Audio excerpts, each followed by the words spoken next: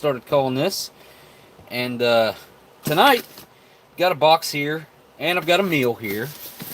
This came to me, I don't know, I'm going to say it's been a few months ago at least. Dub C sent me that. Dub C sent me this box right here. So I'm going to flip over just in case. I don't know if I got everything scratched out on there. I think I did. I'm sure that's probably an address that he uses for you guys to send stuff in anyway. So, what's up, Ration M? Miss Marilyn, hello, hello. Good to see you here. Hope you're feeling better, Miss Marilyn. Alright, right at the very beginning of this, there's somebody that is part of what I would call my community, people that come into my live streams week in and week out, that's not doing very well. And I haven't confirmed this 100% even with him, which I would have liked to have done. I did text him. I didn't get a message back or anything. But I'm going to throw this out there anyways. So if you guys could kind of send your best wishes and prayers and everything like that towards Fred Thorne. Fred Thorne, man, he's a thorn in my side in the comments. It just went together too well. I had to do it, Fred.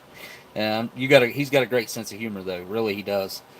Always joking around in the comments and stuff. And I hate to hear that he's not doing well. He's in the hospital. So I'm not going to go into any details on what's going on, because that's his business. If he wants that out there, if he's okay with me talking about it, I'll talk about it after I confirm that. But Miss Renee actually let me know that he wasn't doing well. And man, I want to throw all the good vibes and best wishes and prayers that we can his way, because like I said, Fred's a good guy, and he's been around forever in as far as my comments and chat go, like years. So he's part of the family over here. What's up, CT? But yeah, man, if you guys could, I'd appreciate it. And he'll probably watch this at some point, so you guys can put in the chat right now something to Fred, and that way he can read back through this maybe at some point, because I'm sure he could use the uplifting comments from you guys. Or give him a hard time. He might enjoy that as well. Because he's Fred. I'm out of town. Hope y'all have a great stream. Well, thanks, Horny Animal. I appreciate the super chat there. Man, oh man, you didn't have to do that, but I do absolutely appreciate that. And I don't know if you guys have noticed, but I sure have, that YouTube is either shadow banned me or something. They're definitely not sending out any type of, well, not any. I'd say some of you guys, very few of you guys probably get the notifications that I'm doing a live stream at all. But yeah, my numbers have dropped to half in the past 2 to 3 weeks, I would say. Roughly ever since I did the it was like a week before the New York trip, or somewhere along those lines. So, it is what it is. One other thing I want to mention before I get too far into this is tomorrow is Sunday. Every single Sunday is the Ration Museum's live stream, where we're building a community over there, trying to get folks interested in the ration history and preserving ration history, and actually building up this museum. And Roller Yak's doing a absolutely wonderful job over there. He's got he's working on it, and he's got some things done where he's actually 3D scanning things into or out of the collection, out of the Ration Museum's collection, and he's building a virtual museum that anyone, anywhere in the world will be able to go to this 3D Ration Museum and maybe even be able to pick items up. I'm not 100% sure if that it's going to be that inclusive or not, but you're at least going to be able to look at these items in detail. So, hey, what's up, James? But yeah, you guys definitely try to show up to that live stream tomorrow. If we can hit 40 viewers like I have right now, I'll do another giveaway over there on the Ration Museum channel. So, again, guys, I appreciate every single one of you guys that show up here, and I don't want to bore you. So, let's see what we got here with this. Actually, no, you know what? I'm not going to do that first. I'm going to do the box first, I think. I should. What do you guys want to see? You want me to see me do the meal first or open the box first? We can do the boxes like the after part, but this is actually a pretty special box. I know a little bit about what's in here. I don't think I know everything that's in here, but oh, dude, Ration Museum's in the comments right now. That's the least I could do, man. I'm doing the little part that I can to try to help expand everyone in taking some interest in the Ration Museum, and I'm going to definitely get back to being able to film some stuff this coming week. This prior week has just been a pretty much a total loss on my part. For it just I hadn't had time to really film anything, so not a big deal. Now also Dub C, like I mentioned, Dub C's the one that sent this stuff. Let's just do this right here. That way it's real big and in your face. But a link to Dub C is right at the top of my description, so you guys can go over there, subscribe to his channel, watch his videos. He puts a lot of time and effort into the videos that he's making over there, so definitely want to see his work pay off for him, and check that out. I was going through some of my stuff back here today, just a little interesting little thing that I found out today. So I don't know if you guys remember me opening these. I think Saltycroccollectibles sent these to me. It was a really interesting 12-pack, I think. Yep, 12-pack, 12 Class A cigarettes. So I was opening these up today. Just, I don't even know why I really opened them. Just looking at them, I guess. Because I smelled them and they didn't smell like anything. But went to knock one out of there, and all of them except one had dried out so bad that they exploded. They literally swelled up, and you see that one? I mean, it's exploded all the way around the bottom right there. So I think I can save this one. I could probably save both of those. I'll knock the I'll show you real quick what I'll do here. What is that smell? I smell something. I don't know what it is. But I'll knock the tobacco out of this filter. This. Just so I can save this vintage smoke. Because, I mean, but it's so dry. So dry. That tobacco, I don't know what would have caused it to swell up like that, though. Because it obviously swelled up and busted. You could tell by looking at it that's what happened. But there we go. Little repair job there. That should hold. And this one right here, I'm going to have to do the same thing to it. Because, yeah.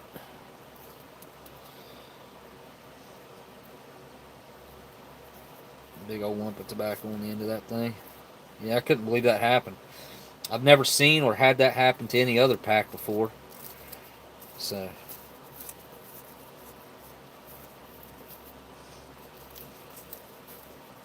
definitely going to be one of the driest. Gee whiz, that even split the paper putting it down in there, I think. Look at that. There was a little bit of paper left there, but interesting. Interesting. I'm curious. I'm going to light this thing just to see what it's like. Lighter.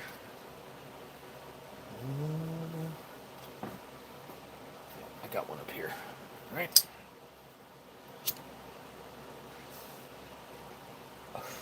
These are supposed to be menthols, I think. What the heck? Are they menthol? Yeah, outshines menthol and leaves you with a clean, fresh taste. I don't think that's going to be true. This is fun. But yeah, I'm pretty sure Saltycroccollectibles sent these to me a long time ago, and when I opened them, they were in perfect condition. And I've had them sitting back here on top of my display back here, and I suppose they just extremely dried out. Some of them I need to throw into a humidor, I guess, just because I don't want that to happen to them. You know what I mean? Okay, so it tastes really weird. It tastes slightly menthol, but it's very harsh, very dry. I don't know if you guys could tell, but got a nice new background. Got put a new piece up on back there. I actually took the piece from down here and used it as my background back there. But I was going through some of my stuff and reorganized a few things and straightened some things up. Put some cigarettes in baggies to keep those from drying out, because I don't have room for everything. But, alright. You know, I asked you guys if you wanted to see the box of that first, but this box is pretty special. Let's make it the first thing I get into here. Again, Dub C's link right at the top of the description, guys. I gotta send Dub C an IMP that I told him I'd send him last time me and him was face to face. We were in Kentucky at Bob's. Wow, that wasn't even stuck at all to the other side there. That's some good tape, though. That's that good thick tape. I don't know what kind of tape that is, but I want to get some of this tape. The tape I have is like thin and flimsy. Oops. I was trying to rip the paper off of it. Reuse this tape. Oh,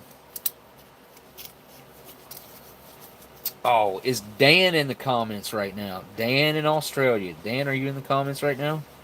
Because if you are, got some boxes today for those wheels. I got a set of wheels I got to send Dan.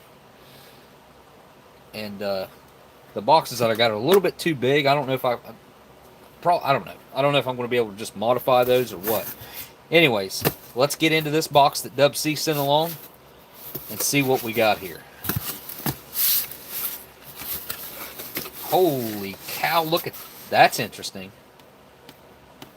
Oh boy. Ooh. That's going to be a problem. That's going to be a problem. I don't know if you guys can tell, but something inside of there has exploded. Boy, oh boy. I've never seen one do this before, guys. This is interesting. It's a hunter green bag. I don't even know what it is yet. I'm afraid to touch it. It's like I'm almost afraid to try to pull it out of there. There's no heat to it. So Dub C, I can only guess that it obviously was not like this whenever you sent it. This must have happened in transit, but that makes me wonder.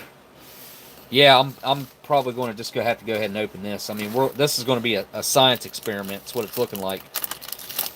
Oh, there's a kid in the chat. There's always a kid in the chat, Miss Marilyn. Corey or Gunner. If Corey or Gunner's in there, they're both young kids. I think one's like 14 or 15, and the other one's like the same age probably. Had to restart my phone. Daniel, Johners, and great to be amongst friends here tonight. As well, hope y'all are doing great as well as can be expected. Yeah, Daniel, I did mention that Fred Thorne, he ain't doing too good. So any thoughts that we can send his way, thoughts and prayers, that fella, I'm sure he can use them. Henry MRE Rations. We got the Ration Museums. Yeah, Pop Goes the Weasel. That's a good one. Yeah, Sean, the Ration Museum there. His name is Sean, if you guys don't know. S-E-A-N. Yeah, this sucker right here, buddy. This is an interesting one, because I've had rations with the mains open in them, and it's the weirdest thing, because usually when I've gotten them that way, they don't do this. They suck the plastic in. It's the strangest thing. It's the opposite of what you would think with like botulism or something. As a matter of fact, I have a Polish ration underneath my table here that I could dig out that's been sitting there for years with the popped main or something in it, and that's what happened to it. It sucked all tight together and is like it's like a vacuum packed ration. I mean, this thing is, yeah.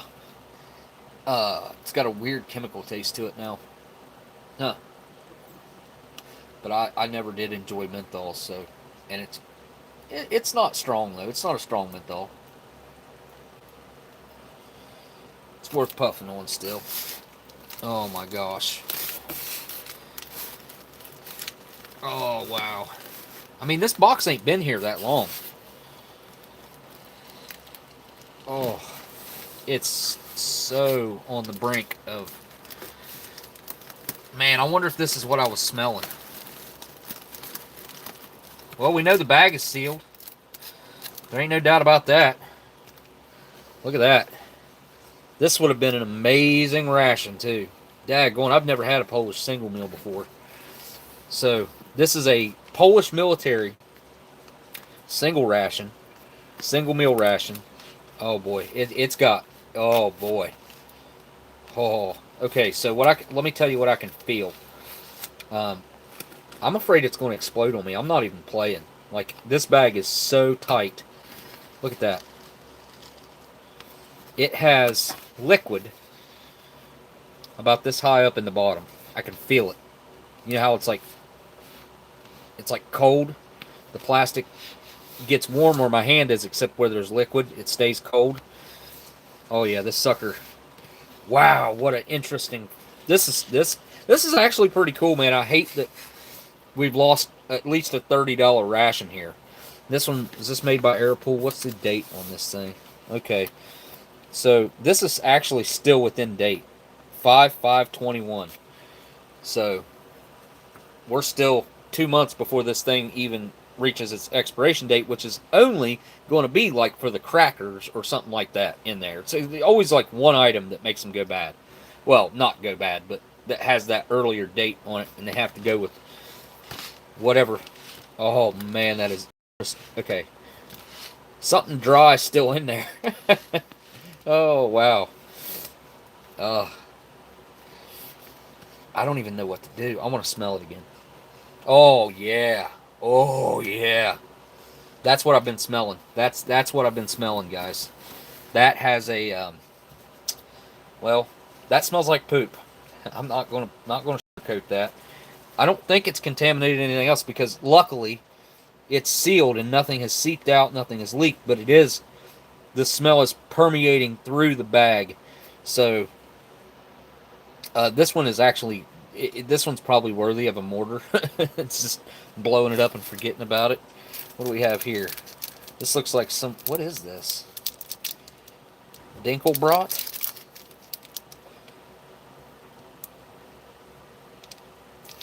Is this German? Okay. So this actually smells like that. A little bit. It smells a little bit poopy.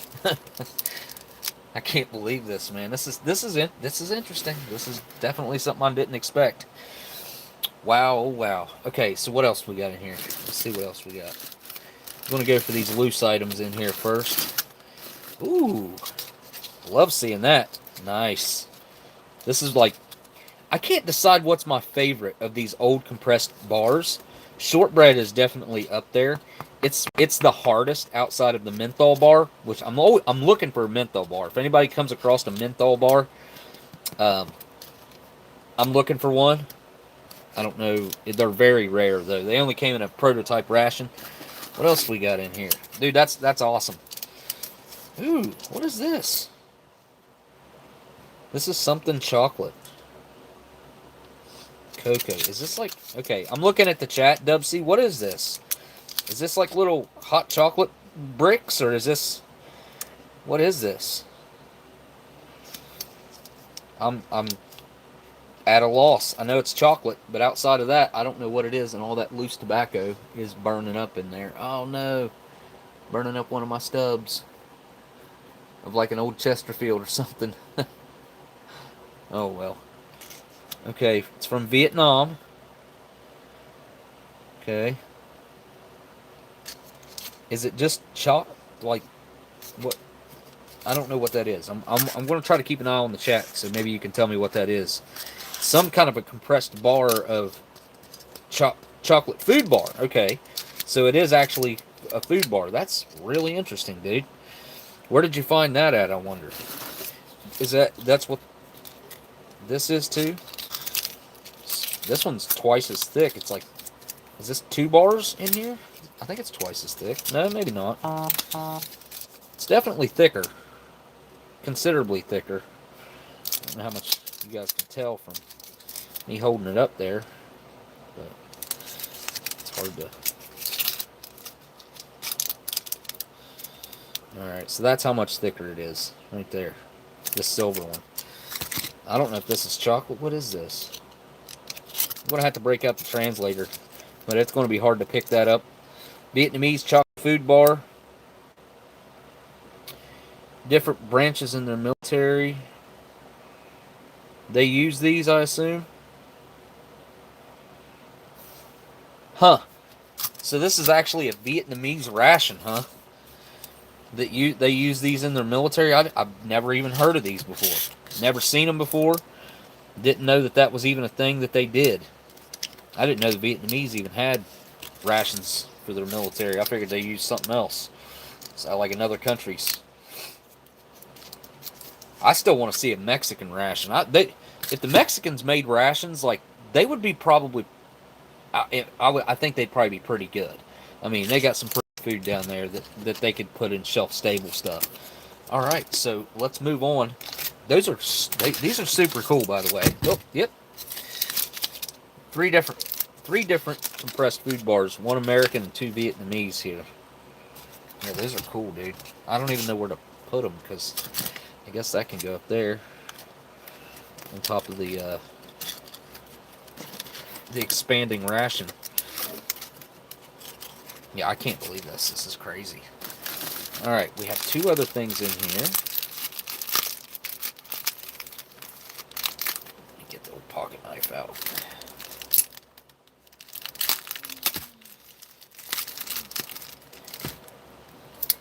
Dub C is too kind, man. Too kind, by the way.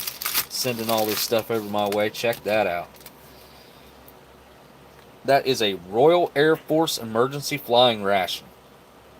So, if they ever had to bail out, this is what they'd have for food.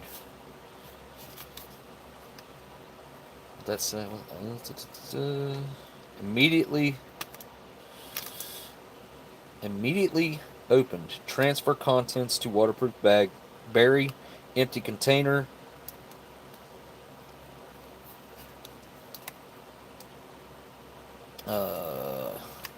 In the jungle, I think it says, or throw away in the sea from dinghy. What do we have here? Somebody put a date on here. 1973. I love it when they have little pieces of paper like this that have... Oh, those are dates. So this was actually manufactured... No. Was it manufactured in 72? It looks like. Huh. I'll look more into that. That's interesting. Everything sounds like it's still got space to move around in there. That's a good sign. It means things haven't expanded so far that they're tight. Okay. Yeah, I've been trying to get these for years, man. There's been a few pop up. A couple times I let them go on purpose. Somebody else wanted them. And then a couple times I got outbid. Look at this. This is another one as well. Whole totally different style too. This is looks like from 85. I don't know if I've ever seen one from 85. It's definitely got some hard contents clanking around in there. GB and Company. RAF 27P. What is this one? Does it say? Yep, 27P-25 /25. Vocab number 11761. This one doesn't have the vocab number on it. Those are super cool, dude. Absolutely. Well, these will be setting up in the display back here until I eat them. I'll eat part of them anyway. But these will... I wonder if there's a way I could open that and still keep it in displayable condition. I'll have to talk to Ruleriak about that and see if there's a way to preserve this tin. There might not be. Might just have to pull that tab right there and open it like a sardine can. That's a classic sardine can style open right there, where you peel it all the way across the top. You guys have probably seen a couple videos with these before, and if you haven't, easy to search them up there on the old YouTube. Alright, so, wow. I don't know what to do now. As far as I almost hate to open this thing right here at my table. There's definitely going to be a level of contamination involved with this particular ration opening. Look at that. You ever seen a ration do that before? I haven't. Dub C, I super appreciate that, man. I don't know how to thank you. I couldn't be more excited about getting those. Those are huge parts of my collection back here now until they get opened up. So, man, I super duper appreciate that. But man, this thing stinks so bad. I'm not gonna lie, guys. It reeks.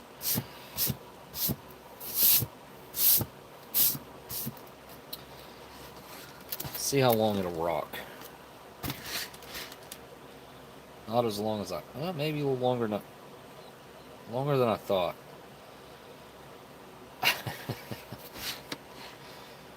I think it's because of the water, or not water, but whatever the liquid is in there that's shifting back and forth. Oh boy. So I'm open for suggestions. I don't think I have a bag. Well, yeah, I do. I could get a Walmart bag or something and open it up in that. Yeah, Stanley, it's definitely not going to be a nice hiss. Yeah, not so nice. This is going to be a pathetic puff, is what I would call it. Puff of just toxic air coming out of there. Man, oh man. I really do hate to see a beautiful Polish ration in this state, because Polish rations are some of my favorite. They're definitely in my top 5, maybe even higher than that. But yeah, I think I'm going to get some plastic or something to lay down. There's no point in leaving this thing sit. May as well open it up and maybe see if I can salvage anything out of it. I don't know that I can save anything. Robert, you're probably right. I probably should take it outside. I just won't have enough light out there, I don't think, for it to still be interesting. Yeah, holy swollen. Yeah, no doubt. Renee says, go outside. Yeah. Shoot him. Thanks, Smitty. I appreciate that, dude. If I keep is it getting wet underneath there? What is that? Maybe it's got a pinhole in it somewhere. I don't know, but guys, I wish you could smell this. I do. I wish you could smell it. Right along in that area. Oh. It just, it doesn't even resemble food. The smell smells, it smells like, it does. It smells like, I don't even know if it smells like animal poop. It smells like poop. Poopy. Send it to Smitty to open. If you really want me to, I will. I'm afraid to open this. I've never been afraid to open a ration before. I have a feeling that this could go terribly. Wow. Oh yeah, it's going to stink really, really, really bad. Luckily, I don't have much of a gag reflex, except when it comes to like slimy foods. That's the only thing that would gag me. Rob says, good luck. I've got to go get some plastic, guys. So, Booger Bet says, open it. Yeah, I wouldn't mind sending this to Smitty, but I'll be honest, it probably wouldn't make it. I would say as soon as this thing got up in an airplane or something like that, which it would most likely do, get in the air, it would pop, and somebody would be extremely unhappy with the smell that would be coming out of the package that I sent to Smitty, because yeah, I think I got the super chat, didn't I? It was Rob. Yeah, man, thanks for the super chat. I super appreciate that. I think Smitty was right before that. Nope, CT was.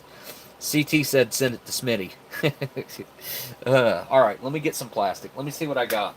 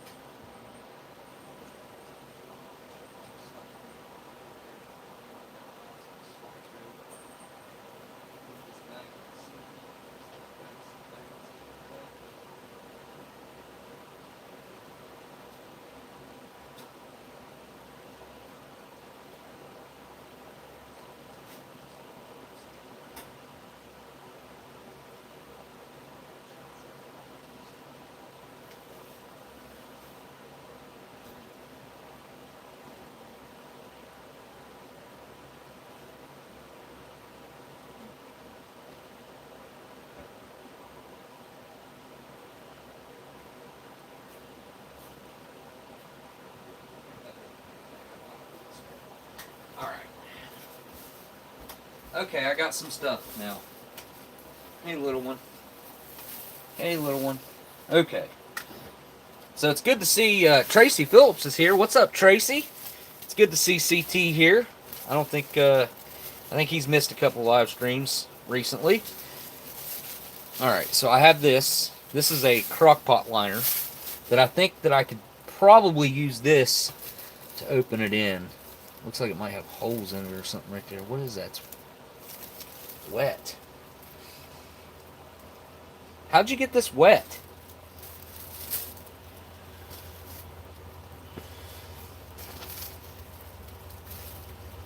Look up there to see if the roof's leaking or something. Smitty, put this ration in the sun tomorrow and turn on the live stream. We'll take bets. I mean, I'd be willing to do something like that. I'd definitely be willing to do something like that. Because it's actually gotten pretty warm here. Thank you for that super chat, by the way, Smitty. I appreciate you, man. I don't know how I'm going to do this yet. Hang on. This is all like, this is a new thought. I didn't think this out, obviously. Oh, wait, Renee, you super chatted? Hang on. Oh, there she is. Bathtub. Yeah, well, there's not enough light in my bathtub either. Wait. Oh, there's Molder. Paying for my chance to see what's inside. Can't wait. Okay. All right. You guys have convinced me. We're opening this thing for sure. A small explosive. I do have some stuff like that I could definitely blow it up with. It was 4th of July. This last 4th of July. Wasn't it? I think it was this last 4th of July. I actually blew up a ration outside. That was pretty fun. So, I think I got everybody's super chat. Miss Renee, thank you for the super chat. And let me get on the. Let me see if it'll let me actually see my super chats this time. And it only lets me see Smitty's and Molders. So let me go back to live chat and go back up through myself. And I start with Miss Renee, which I guess I can't even get back up that far in the chat now. The next one was Smitty saying put it in the sun. And we'll take bets. And then Mulder says paying for my chance to see what's inside. Can't wait. Miss Sunshine says firecracker to explode this ration. I'm just going to cut it open, I think. I think I'm just going to cut it open. But thank you for that super chat. Huge super chat from Miss Sunshine. And if I'm not mistaken, let me look something up real quick. I think Miss Sunshine's been doing a lot over on her channel recently.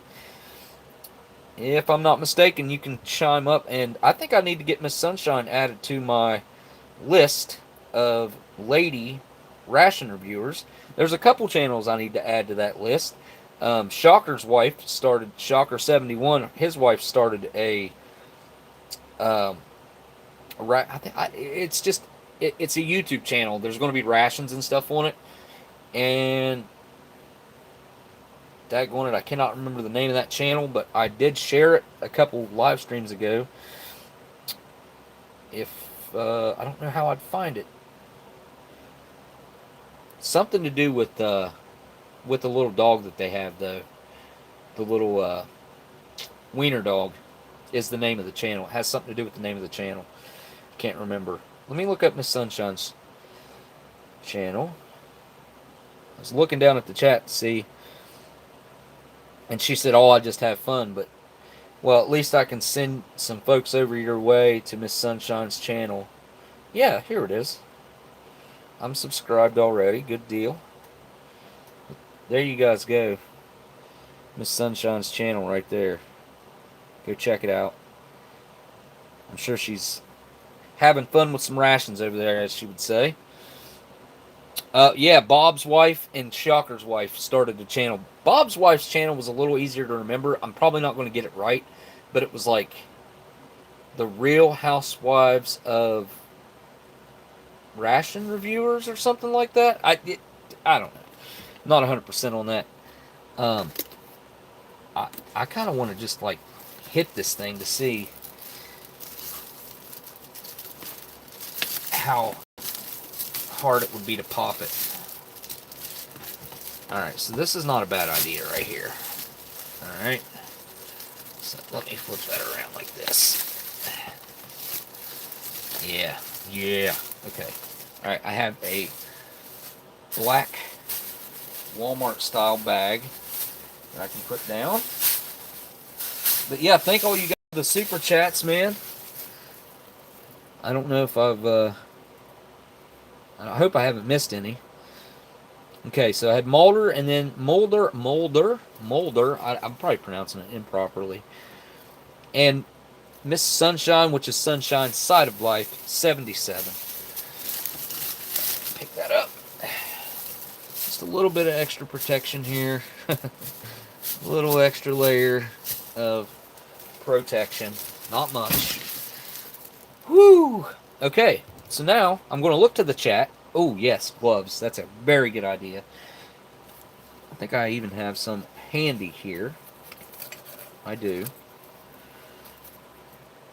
I might have to go get some, actually. I think I should have. I think I might only have one, is why. Oh, this is not going to be good. Yep, I've only got one. Looks like. Alright, hang on, I'll be right back. Let me go grab a couple new gloves.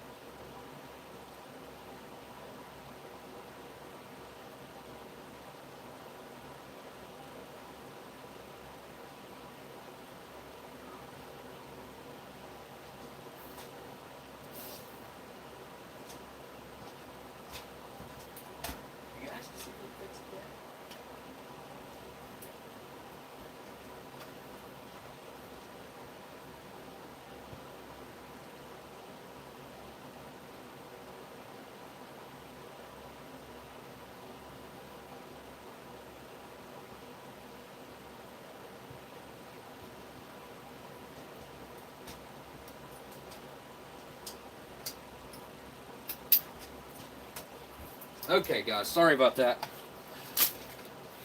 I'm back.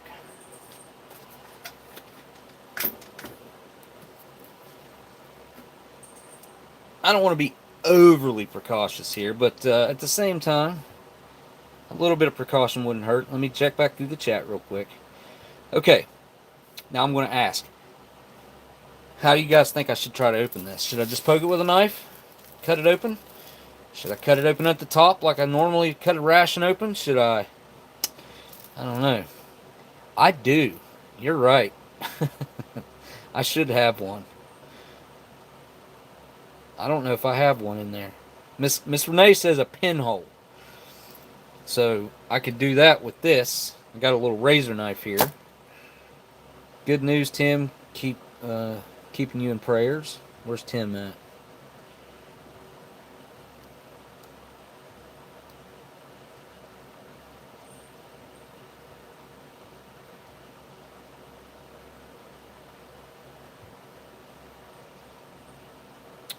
Robert, if you was asking me what I'm drinking, I hadn't had anything picked out for tonight. Yet. If I do, it's going to be hot. I'll tell you what, I do have. What do I have handy?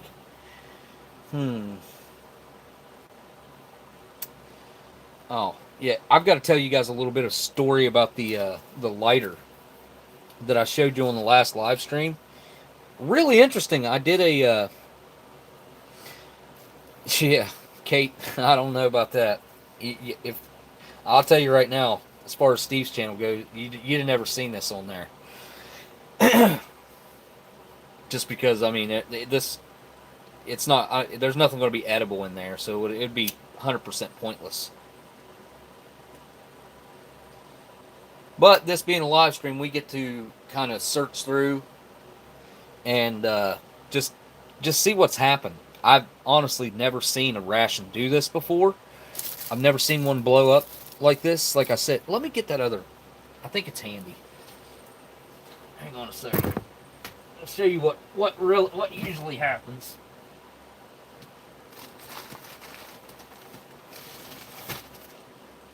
Aha, it is handy. Awesome. All right. So remember me saying it like they'll typically like vacuum seal? Look, this is a Polish fire brigade ration. Look at that. This thing was not vacuum sealed, by the way. What is that? I don't know why it's got those grid lines on there. What would be in there? Is that? I'll bet you that's the flameless ration heater elements in there. It's the only thing I can think that would be. This thing right here doesn't stink anymore. I mean, like I said, I've had this thing sitting around now.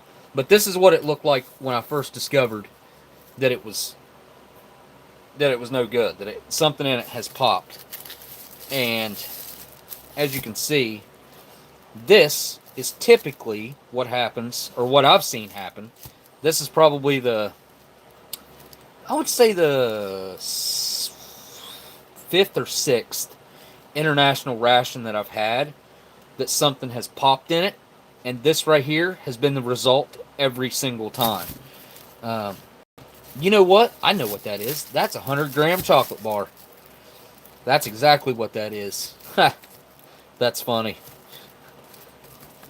It's soft. It's kind of yummy. Yeah, it's soft to the touch.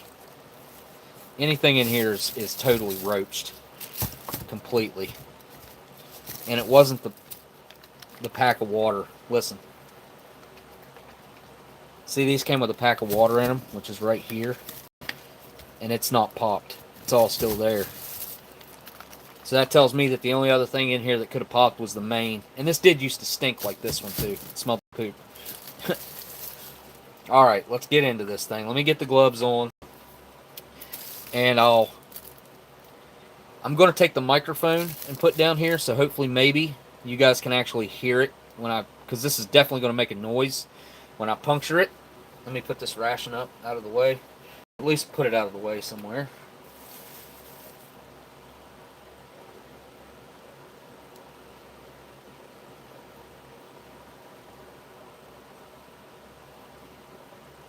I hope you guys know that this is going to be some level of torture, because it's going to stink so bad. Oh, I cut my fingertip off right here last night too with my knife. I glued it back on. Cut it right there. And I was shutting my knife with one hand like this, and I shut my finger in it like that and cut the tip of my finger off. But I just super glued it back on. I didn't have any of that. I mean, I have some, but I couldn't find it. Of that skin glue stuff, so I just used super glue, and it worked. It burned like crazy, but it worked. Alright. I feel like I should have a respirator with charcoal filters on it. Keep the smell down. Yeah, Robert, nobody'd want to be here for this. I'm telling you, it's going to be stinky. That's not even going to be the word for it. Alright. Microphone. Check. Really don't want it to get nasty, but I do want you guys to be able to hear it. You'll probably be able to hear it better than I will.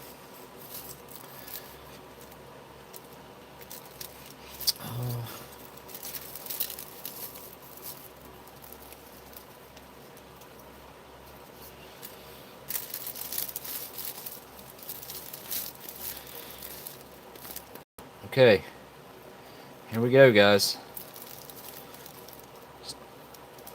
Actually, I'm going to put the microphone in there and just hope and pray that it doesn't get sprayed. Alright, 3, 2, 1.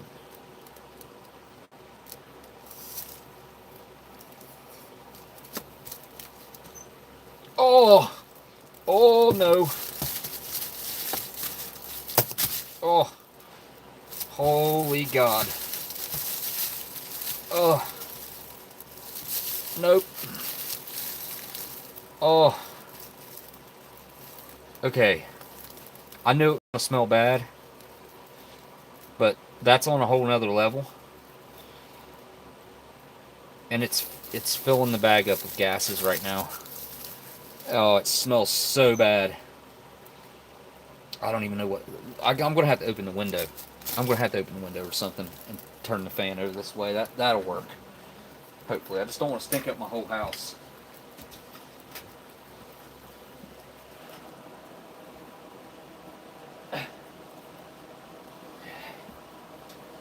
Alright, let me get the window open and then we'll go for it.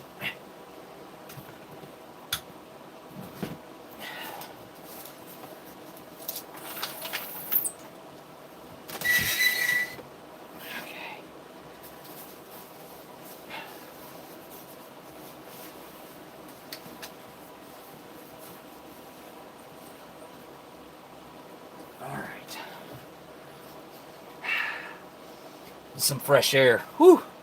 Man, it stinks, guys. I don't even know how to describe it to you other than imagine like going into a porta-john. It's worse than that even. Like maybe a porta-john that hasn't been cleaned in forever, never cleaned.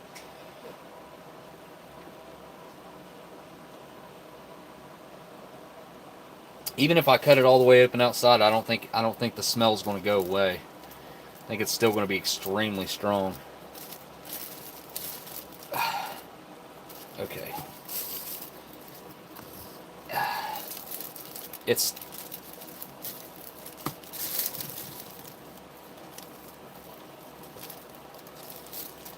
Oh.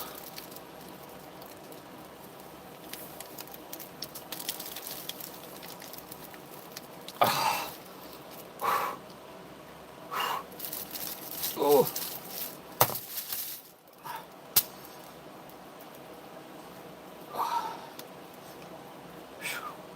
I'm waving the smell outside. I think this is working. Alright.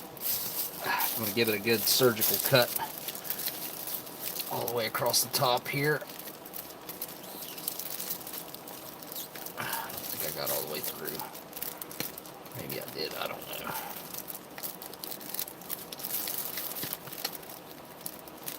I feel like I'm cutting something inside. I am.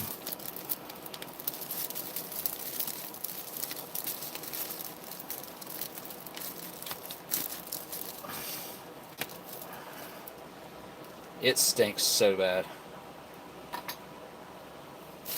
Alright.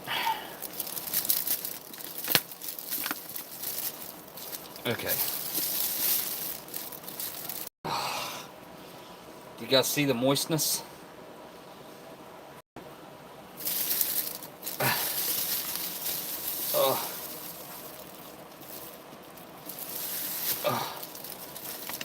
Oh, it's bad. That's kind of giving me a headache. Moistness. You guys see the level of moist in there, or the level of moisture in there? That's what I was looking for. Oh. Can you smell that in there? Huh? You can smell it in there. Okay, so the smell has went through my whole house. Okay, so that looks like some fish. No? What is that? Oh, seen a super chat. History Savior, good evening everyone. Hope everyone in the community is doing well. Oh, I don't even know what to do. What is that? Why does that look like chocolate or something? I don't even know. Well, thank you for that super chat, History Savior. You guys go over to History Savior's channel. Give him a subscribe. Oh, come on. This is like playing in poop or something. There's some honey. And some biscuits that aren't wet. I think I missed a super chat. Oh, this is so bad. Sounds like Dub C just pulled a prank on you, Smokey. Gave me an idea, at least. Oh, God. Okay. Well, at least I can still laugh, I guess. I feel like I missed a super chat. Thank you for that super chat, Trucker, and History Savior too, man, coming in with the 1999 super chat, man. Thank both you guys for the super chats, and I hope CT that it's as entertaining as this, because this has to be entertaining. Because I'm just, if not, then what am I doing? By the way, I assume this is fish because that looks like the word sprout, like sprout, sprout. But I don't know. I don't know what that is. Because this doesn't look like anything that I recognize. But I know it stinks.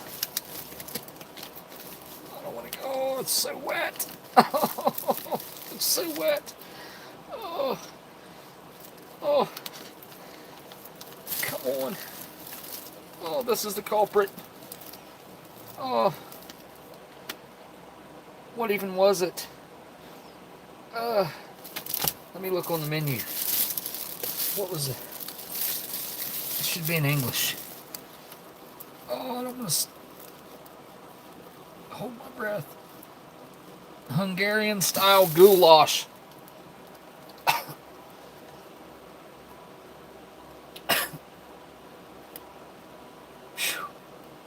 Alright. I just need to hurry up. I'm leaking myself, I think. Oh, look at that. Oh. There's the straw. It's leaking. There's the spoon. It's full. What else is in here?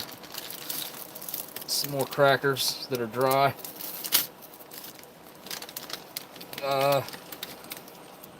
Accessory packet that I could salvage. I'll wash it.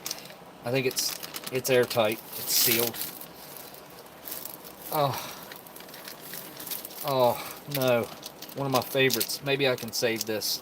I just have a feeling, guys, that this is so bad that it's permeated through everything here. I'm getting used to the smell now. It's not taking my breath as bad.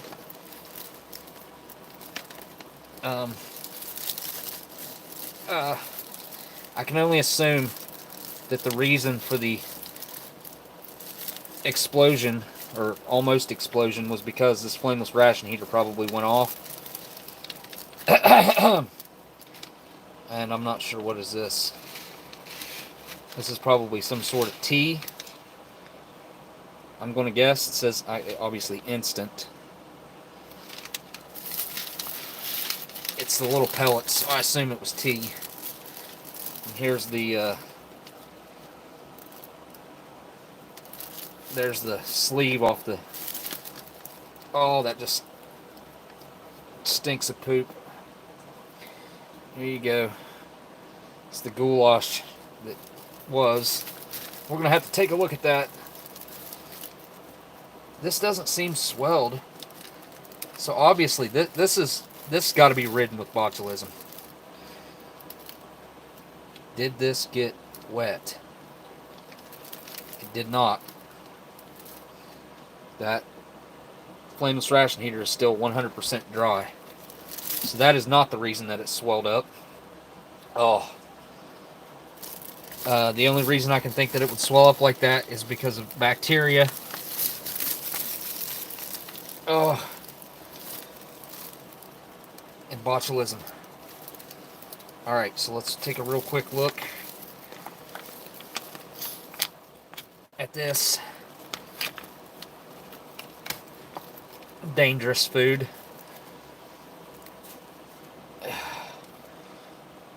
There it is. Okay. God.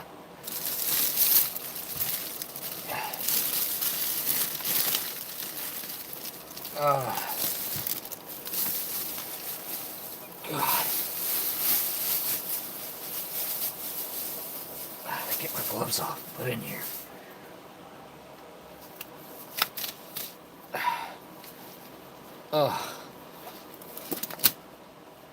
Yeah, what is that? Did it come through my gloves?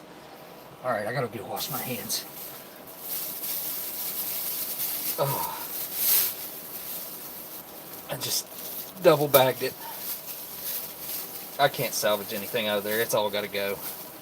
Alright, super chat, super chat. I don't want to miss the super chat. History Saver says $5. Says you won't eat it. Seriously. That will put someone in a coma. Needed a good laugh tonight.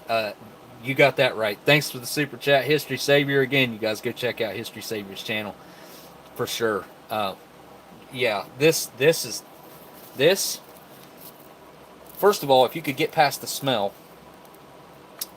I mean, you would have to be dying of hunger, and this obviously still would not smell good to you. But if you knew it was food and you knew that you was going to die, if you didn't eat it and you ate it, it'd probably still kill you.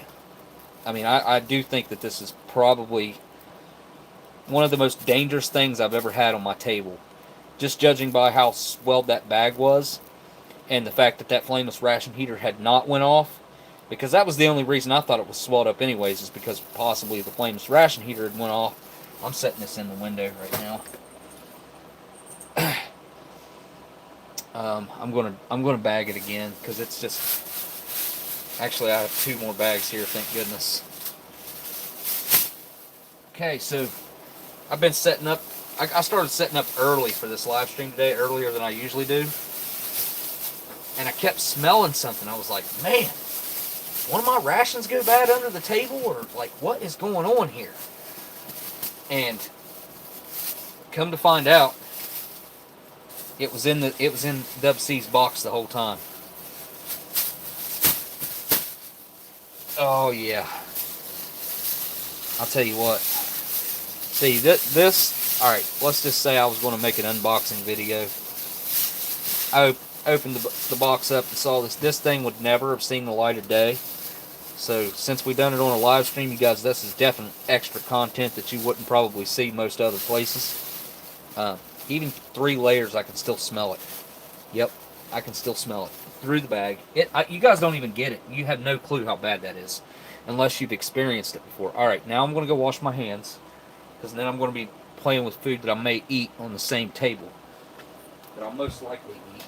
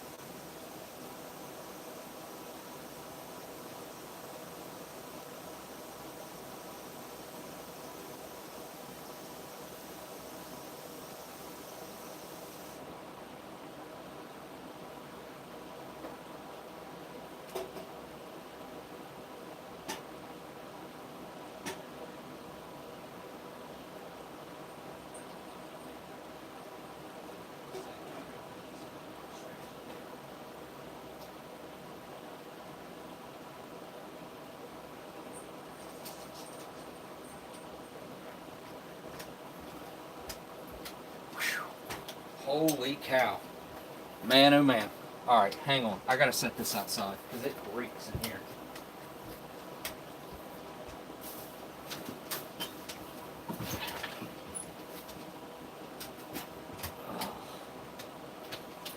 I'm leaving the door open too. Maybe get some air moving through here or something. Holy crap.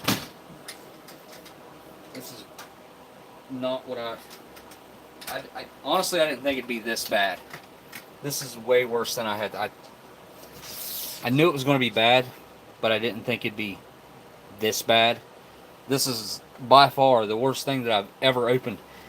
Okay, so I got a box one time from Poland, from my buddy. He's what's his American name? I don't know. We call him Delicious, and I think his American name is Peter, but it's like Piort, Piort, or something like that. And anyways, I got a package from him one time, and what was in it? Okay, so it had a I think it was a German ration or something, and the main had busted in it, and it was just, I took it outside and opened that box, and within 10 seconds it was just covered with flies, and I do mean covered with flies. I might have missed a super chat. No, history savior. Okay, good deal. But that was the worst thing I'd ever opened before this, and it smelled like poop too. But there's no other word I can use other than poop, because that's literally what it smells like, is just some awful, awful poop. Well, Fred, I hope you get to see this one tonight and it makes you feel a little bit better, buddy.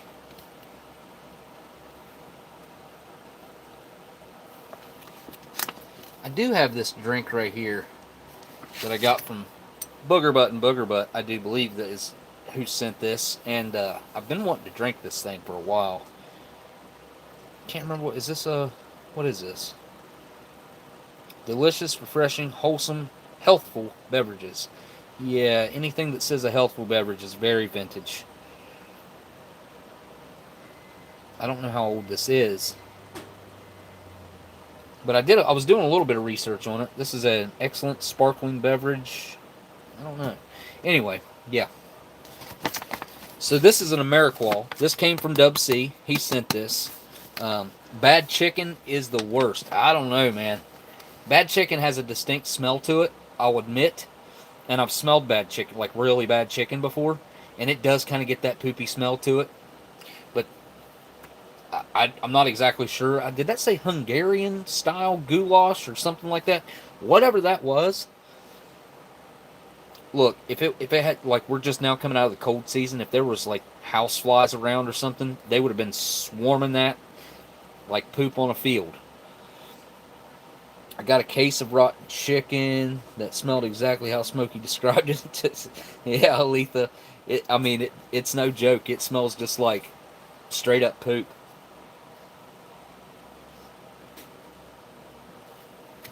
Anyways, this is an Ameriqual. I do believe it's from 2008. Yes. Here is a date stamp on the bottom. I love it when they have the date stamp. That's good. This is kind of oddly sealed at the bottom here. But 8154, so 154th day of 2008. And one way you can tell that this is a 2008 and not a 2018. Can anybody in the chat tell me how can I tell that this is from 2008, not 2018, other than checking the menus? Obviously, that's how you could check it. The menus differ sometimes. Or menu 19 might still be beef roast. I doubt it, but anybody any ideas on how you tell the difference between an 08? Curious Pete's correct. That is correct. There's no French on there, so this is before the NATO agreement on the MRE bags, when they started putting the French on there. Very good. Very, very good. Because they still use this exact style bag. The only difference is the menu's printed in French right below it, right there. Quotation marks. Let's see if this old peelable seal will work. Sometimes they do, sometimes they don't. And this one's going to work. A little holy. And Ameriqual, clear back in 08. I can't remember when they started doing this. I think it was probably around 05, maybe 04. I don't know. Somewhere in that area, I think, is when they started double bagging them like this. And I do think that helps preserve them. Now, the last time I had beef roast, it wasn't in a video. I ate it as a meal one night. I didn't have very good luck with it. Not that it was bad. Not that it wasn't edible or whatever, when I say bad. But it just wasn't good. Like, the beef roast itself was processed, compressed, like pressed and reformed. And I'm not a fan of pressed and reformed meat, usually. If it's done right, it's okay. It's not bad. But if it's not done right, if it's like all the trimmings and pieces they didn't want to use for something else, and it's all weird, and no. Yeah, just no. And that's what that was. Menu 19 now is beef ravioli. Huh. They still have ravioli? I'll be daggone. I thought they did away with ravioli. Well, that's good to hear that it's still around. I like the ravioli. It's pretty good. So let's check this thing out. Again, this was courtesy of Dub C, so we'll start off with the beef roast itself. It's just like one big chunk of meat in there. Now, if it ain't Preston, we'll see. We'll see how it comes out. These are the older style. They don't use boxes anymore. If you're lucky, you'll get a sleeve. You might not even get that. You might just get a little card with the nutritional information on it. And this has some good reading on there. If you've never read one of these boxes, I would suggest reading it. This way. Yeah, like that right there. What else do we have in here? We have, a marble pound cake. Yeah. Made by Pangea. World Bakers. Isn't that what they called the world before it split up?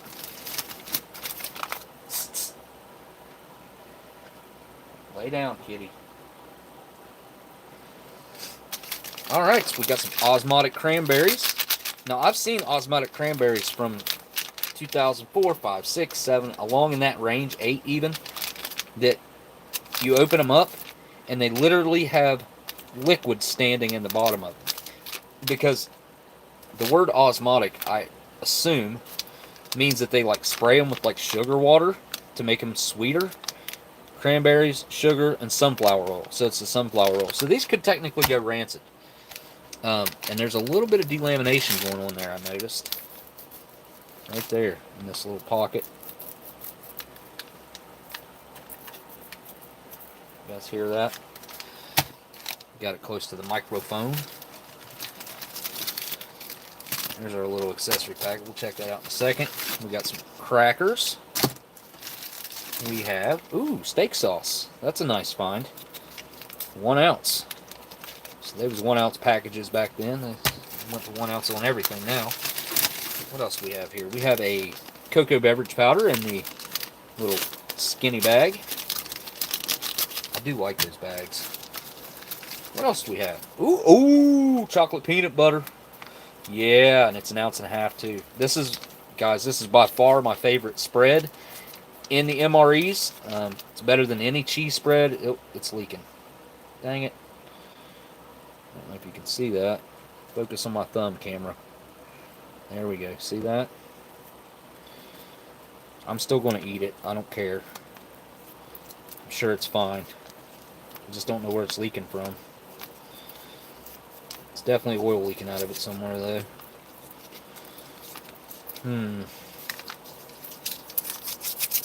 I can't do it because it's so slick.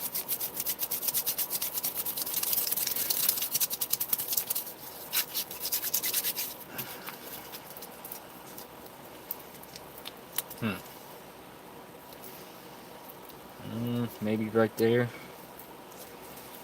Not real sure. I don't know. It's got a hole in it somewhere, though. We know that. The only other 2 things in there is the spoon. Well, 3 things, sorry. I'm getting oil all over it. Look at that, where I just touched it with my finger. Flame is, it's where it was laying against it. And the hot beverage bag. So let me get rid of that stuff. Not going to use it right now. Alright, that'll be my trash bag. There we go. Peanut butter. Alright. Hands are all oily. I'll just go ahead and use it like a lotion, huh? Don't want to hurt anything, unless it's rancid, which I don't think it is. Let's get this bad boy out of here and heating up. Dub C said he thinks this one's going to be good, so 120th day, 2018. So we got some solid 13-year-old meat in here in a retort pouch that hopefully will be edible. What's the nutrition facts looking like on here? 48% of your sodium, 3% of your fat, only 180 calories. Only 180 calories in this main. How much protein? Got to be up there on the protein. 22 grams of protein. That's pretty good. That is pretty good. All right, let me go throw this in the water. I'll be right back.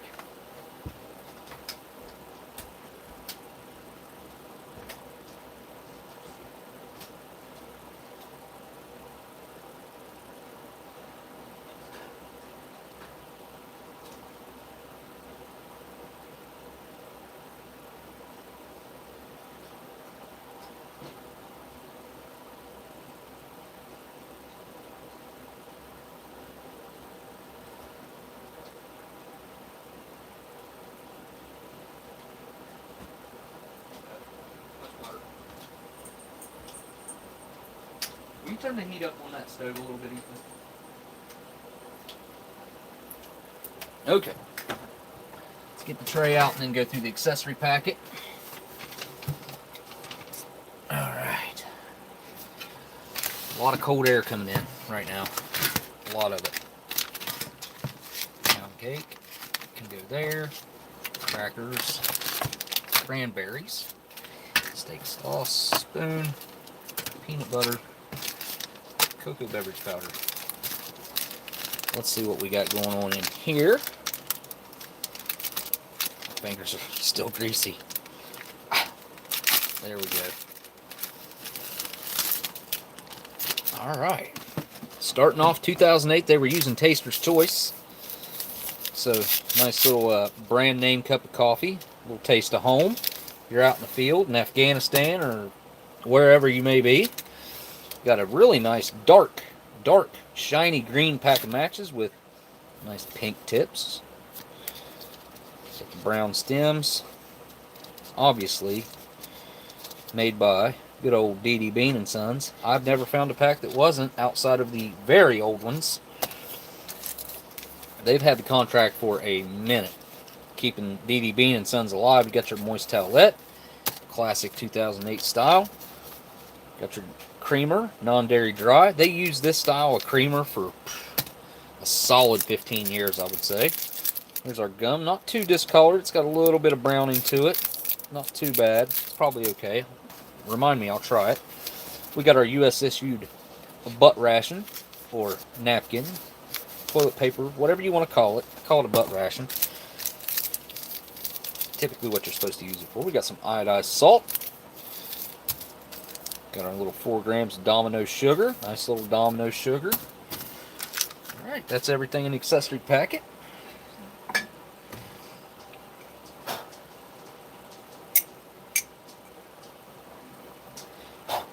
Some tobacco in the bottom of my cup. Should I just make a... Nah, I'm gonna do them separate. Coffee by itself. It should be fine. I don't think it'd go bad. The older Taster's Choice, older than this, will go bad. Probably not this. I'll just dump it in there without a care in the world, but it looks perfect. That little bit of dust out of the package. And our non-dairy creamer.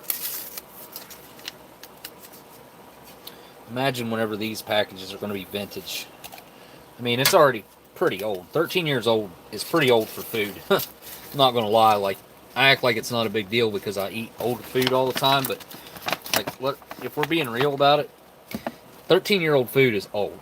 Like, that is old food. Most people that I know would absolutely not touch this with a 10-foot pole. You know what I mean? They just because it's 13 years old, they wouldn't touch it. Where's my jug of water? What did I do with it? Ah, there it is.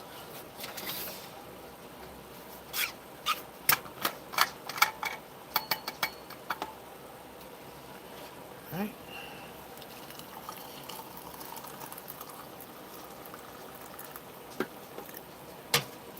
That's one thing about the Taster's Choice. It never wants to really dissolve all that well. As you can see, like those little pebblets hanging around in there. I'm not a big fan of that. The Good People Association just started a live stream, it looks like. That's Josh, the co-host of Eating History with me. He's got a YouTube thing going on over there called the Good People's Association, which I think is just what it sounds like, kind of like a group of good folks that get together. What coffee cup do I want to use? I think I just got a new coffee cup. What did I get? Can't remember. I'm going to use the foreignmre.com one. Might be a little bit dirty. Let me wipe that sucker out. Because I'm not going to make it in this, because if I try to make hot cocoa beverage powder in this, it'll burn the crap out of my hands. There's just no point in that when I'm just going to end up dumping it in a cup anyway. What I will say is, you know what? I didn't get a regular drink. No regular drink at all. What the heck, man? Something.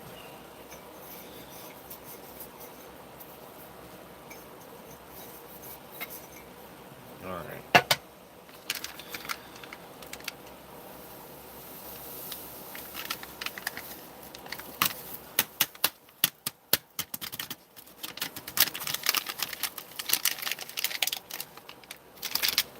There we go. Alright, it's about time to go get the roast out of there. Add the water to this. And then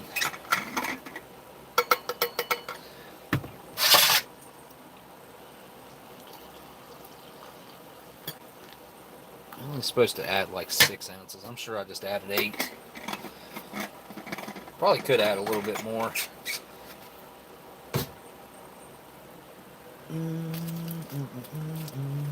Where's my MRE spoon? What did I do with it? Just go ahead. Why am I opening another one? I've got 100 of these things. No point in opening it. Alright, use what I got handy. Ooh. Big old clumps on the bottom there.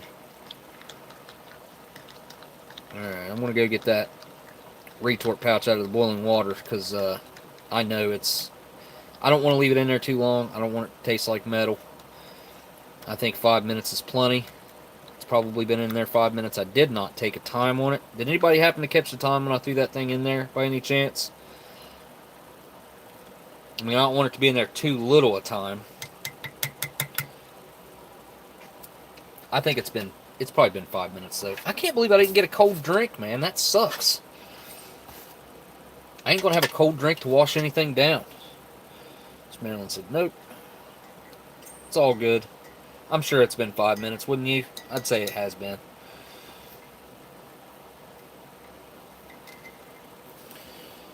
Let me,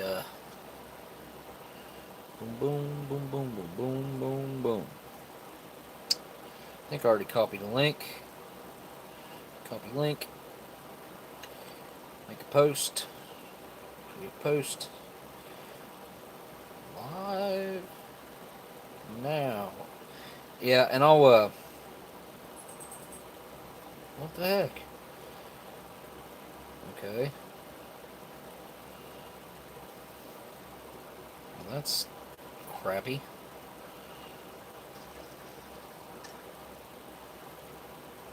Huh. That's being weird.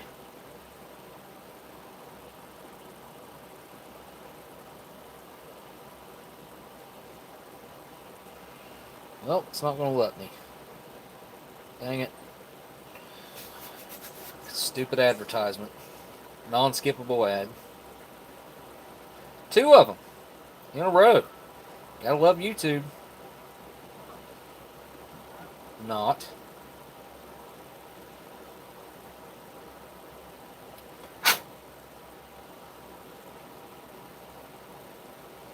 Look at how it's like blown out. That's not what it's supposed to look like. And it's not even, see, that's zoomed to fill, but, huh. Alright, I bet you it won't let me use a screenshot to make a post. Create a post. Live now. Nope, won't let me. I'm going to use the kitty cat instead. Come on, take your time, phone. There you go. Alright, yeah, I'll show you guys the kitties too here shortly. Alright, let me go get this retort. Be right back.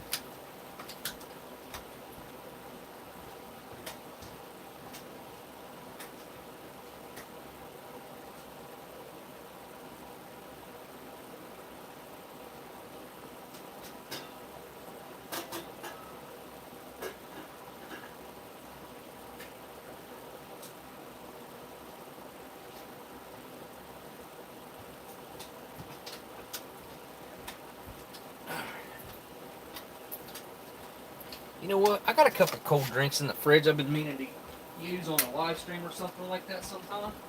Grab them.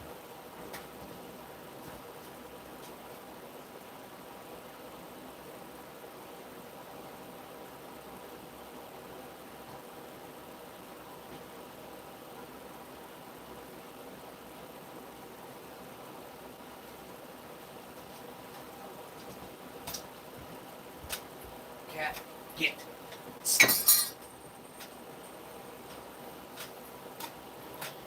Alright, got a bunch of stuff out of my fridge actually. We got this Goya ginger beer. Never had that before. Can't even remember where I got that at. Then I got this Jarrett's, I guess that means Mexican cola. Never had that before either. So I got both of these odd drinks that I've never had. And I'm in need of a cold drink, so that'll work out perfect. But I don't want to leave a ring on my new background stuff here. So set them on that box back there. While I was in my fridge, I wanted to show you all something. Check this out. So, got this cheese right here, right? This was in my fridge and I had forgotten about it for a really long time. And I mean a really long time. Let me show you the date. See that date? April 15th, 2019. That's when this went bad. I opened this a couple weeks ago. And ate some. Check it out. See that?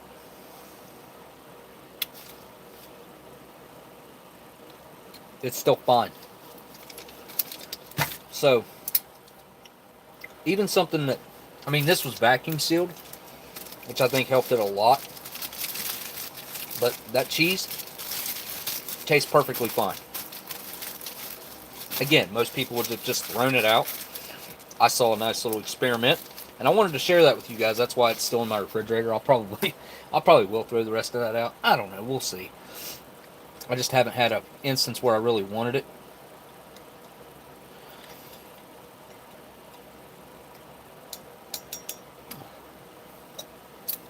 Alright, let's get the rest of this stuff opened up. Got our crackers here. Bring the microphone down.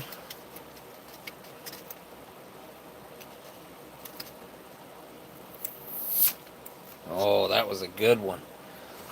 Yeah. Nice little vacuum release there. Sucking air in. Not letting air out like the bag that I opened earlier. Which was awful. Look at that burnt edge.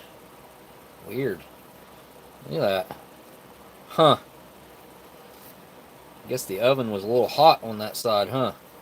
Yeah, cheese was actually really good. Mmm. Nice and sharp. Nice and sharp. Good old cheddar. What was that? What was that? Huh. Is that coming out of the cocoa beverage powder? What is that? Weird. Okay.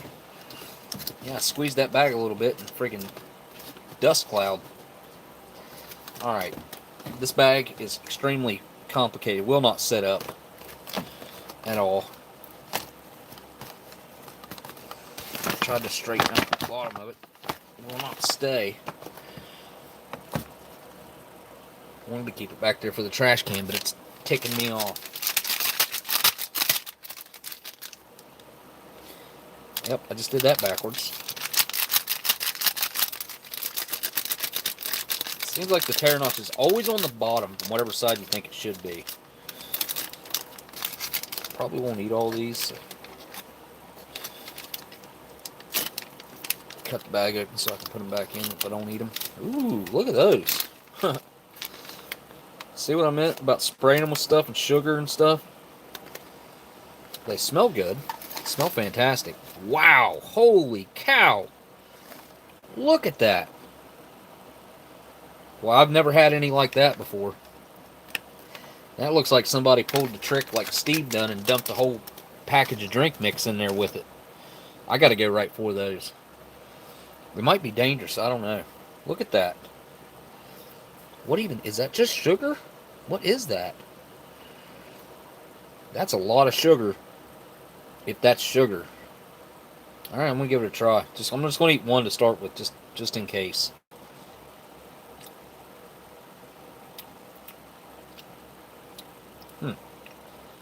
Well, I guess that's just sugar and oil.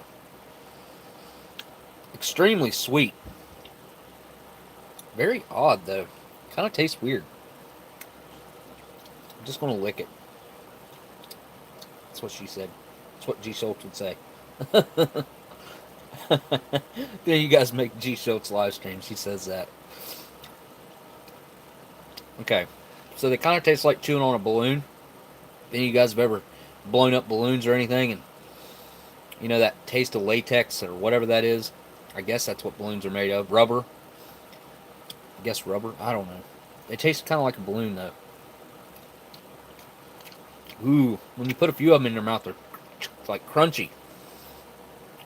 I've never seen cranberries come out looking like that. I might have to get you guys a close-up of those. That pile.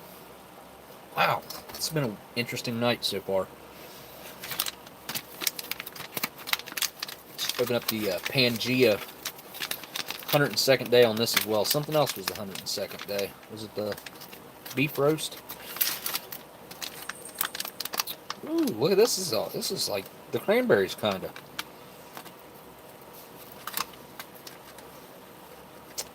It's just glistening. Look at that. You guys see it? I think you can. Not as well as I can see it in person, but you're getting the idea.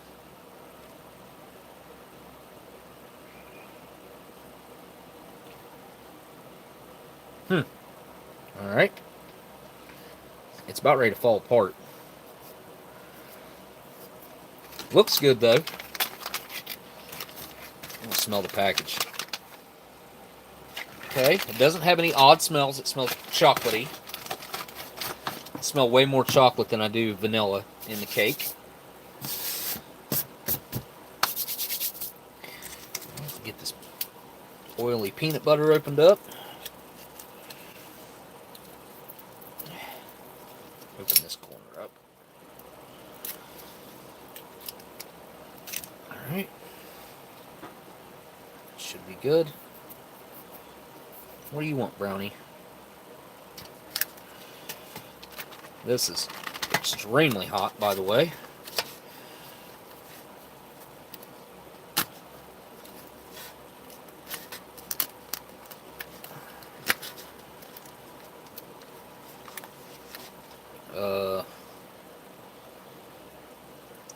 I forgot about the vegetables being in there.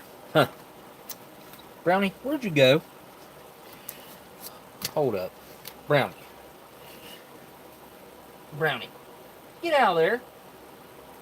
Get out of there. Cat up under my table. Yeah, that looks really weird. I did not remember the vegetables being in there like that. Freaking corn staring right at me or something. Maybe a potato. Ugh. Okay. Yep. Been a while since I had this one. Or about a year. Maybe less. I don't know. Last time I had it, it was awful, though. Hopefully it'll be good this time. Still can't really tell because those vegetables are covering up what the meat looks like. So, let's get our... Oh, yeah. I got this from New York. This is from a place called the Seed Mill. It's Halva. This came from Chelsea Market. and I've had it in the fridge. We're going to try it out on this live stream. Right, separate. Ooh. Okay, that doesn't look... That doesn't look right. What is that? What is that? Is that a mushroom? Why do they feel the need to put mushrooms in everything? I don't get it. Like, there's mushrooms in all kinds of dishes that I think mushrooms should not be in. But the guys at Natick just think, let's just throw some mushrooms in there. Alright, so this is definitely pressed and reformed, maybe even glued meat. I'm trying to flip it over, guys. Hang on.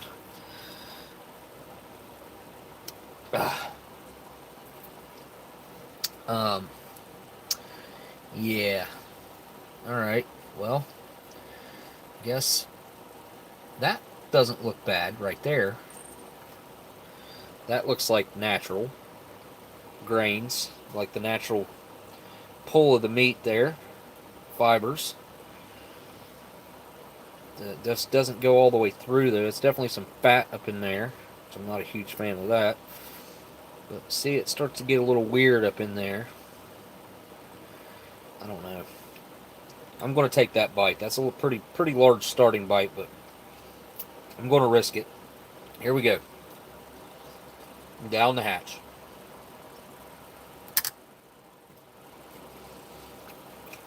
Okay.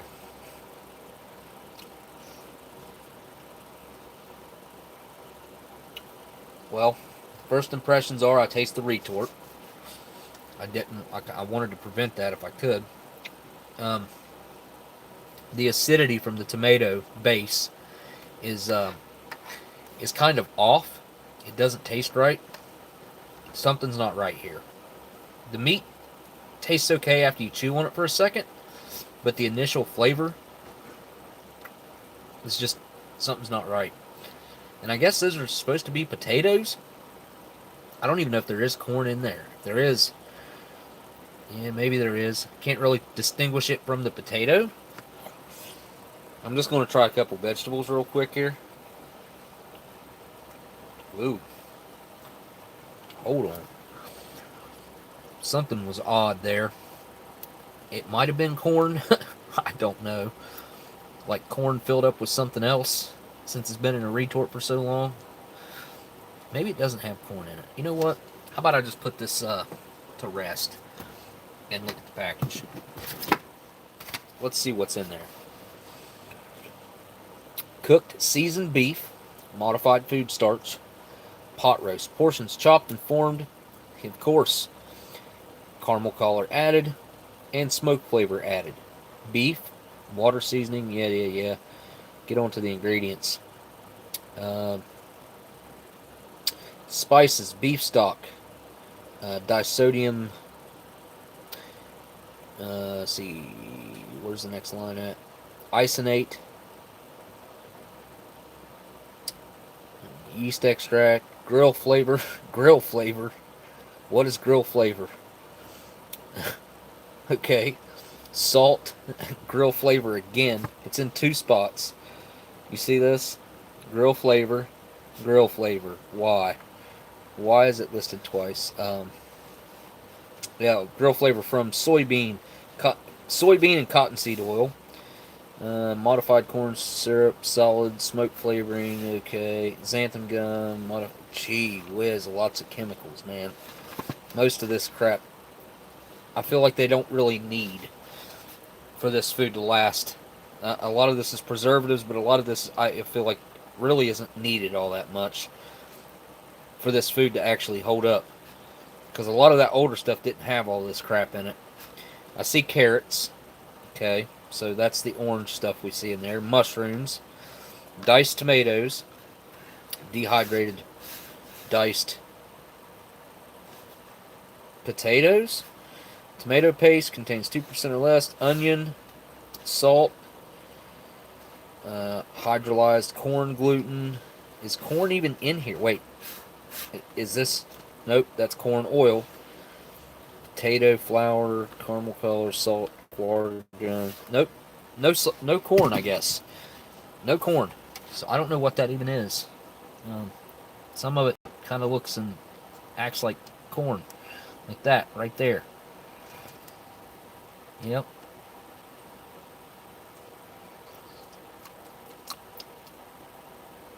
That seems like corn. Maybe I missed it on the list. I don't know. I'm just going to take another bite. It's got a lot of metal in its flavoring. I'm bent over. I can't see the chat right now, guys. Bend right back up there. Anyways, down the hatch. Yeah, that's not good. I mean, I can't tell what's went wrong in here. Something's went wrong. I don't think it's in the vegetables either. The vegetables actually taste okay. I definitely think that it's a lot to do with the packaging. Kind of leaking the flavor in. Let's see if this steak sauce will mask any of that flavor. Hopefully this won't make me sick.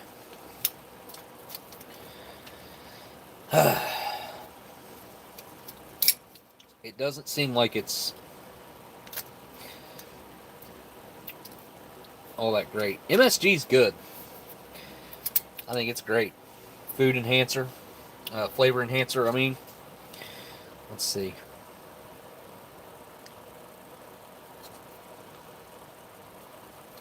That is some thick steak sauce. Ooh. Oh, no. Man, I wish I wouldn't have put that on there now. Ooh.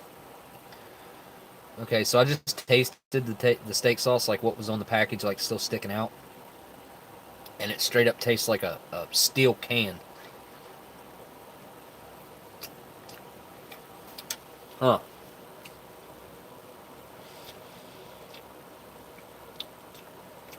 Yeah.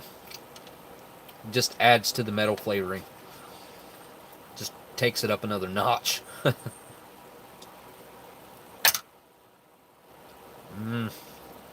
Yeah, no. Hang on a second. I think I got some steak sauce.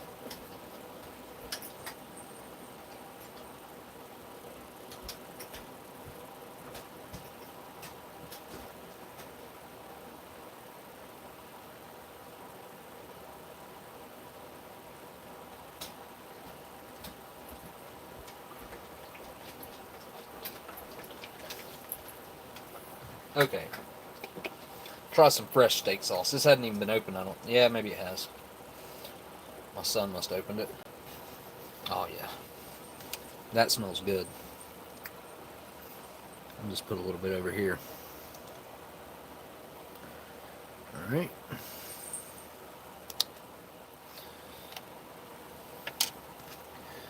I mean, it was intended to have steak sauce. The steak sauce that's in there has went bad.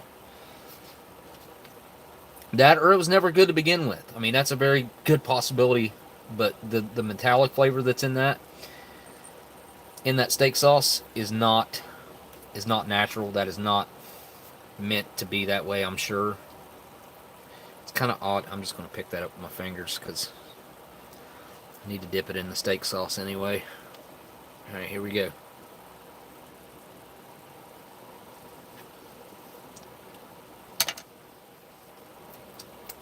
Alright.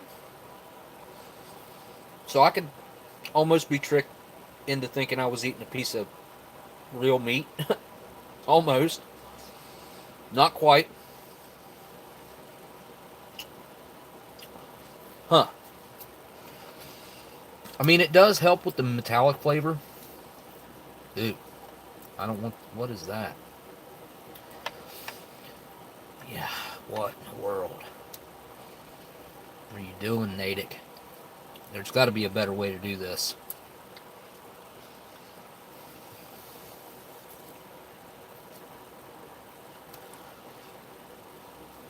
See, that's not normal. See, I don't like this. When I see this, when I see no real meat grain at all, what is that? This is all the parts that they didn't want that got ground up to a fine powder and pressed into this block of what's supposed to be roast beef. Alright, so I think that piece right there is passable. I want to try a piece with the cracker. Try the cracker on its own. Try that little burnt edge.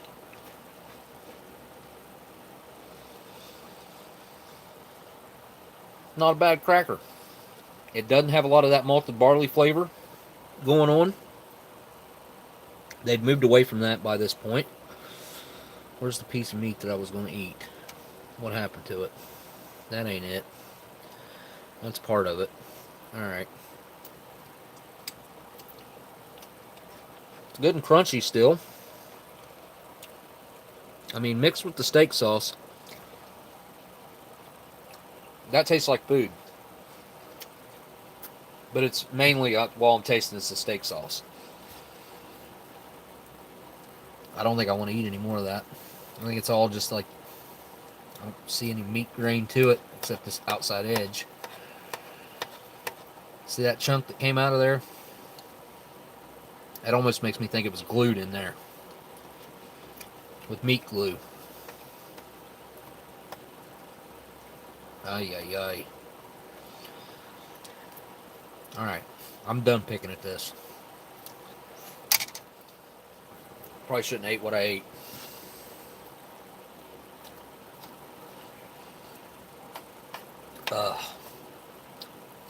That's a bad flavor. That meat's got a bad flavor to it. The vegetables, on the other hand, though, not too bad. I can work with that. And they don't even really have that metallic flavor either. It's like the meat soaked it all in.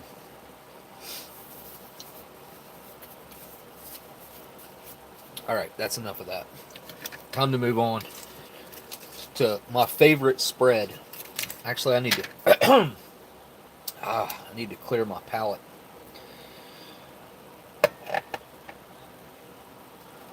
I don't know which one of these to open. Ginger beer, Jamaican style ginger beer. Can't even remember where I got this one at. The ginger beer. Got it somewhere. Or this Mexican cola. I wonder what Mexican cola is like. I've been curious about this one ever since I got it. I mean, this one's obviously going to be a ginger beer. But I'm going to go for this Mexican cola to see what's going on here. But I think I need a bottle opener for this. I'm pretty sure it's not a twist top. Let me see. It's not. It's not a twist top. Alright, I got my bottle opener right here.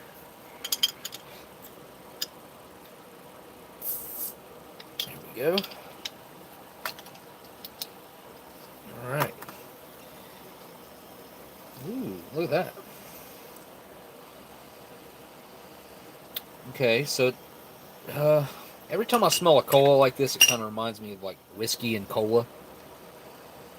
Jack and Coke. It smells like Pepsi, though. It does have a very reminiscent smell of like what Pepsi is. Look at that carbonation going crazy in there. Give it a try. This might be something good.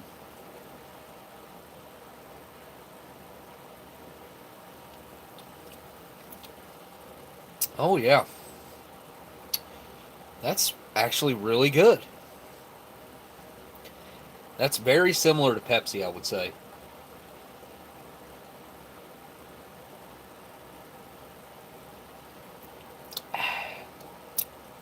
Very refreshing, very carbonated.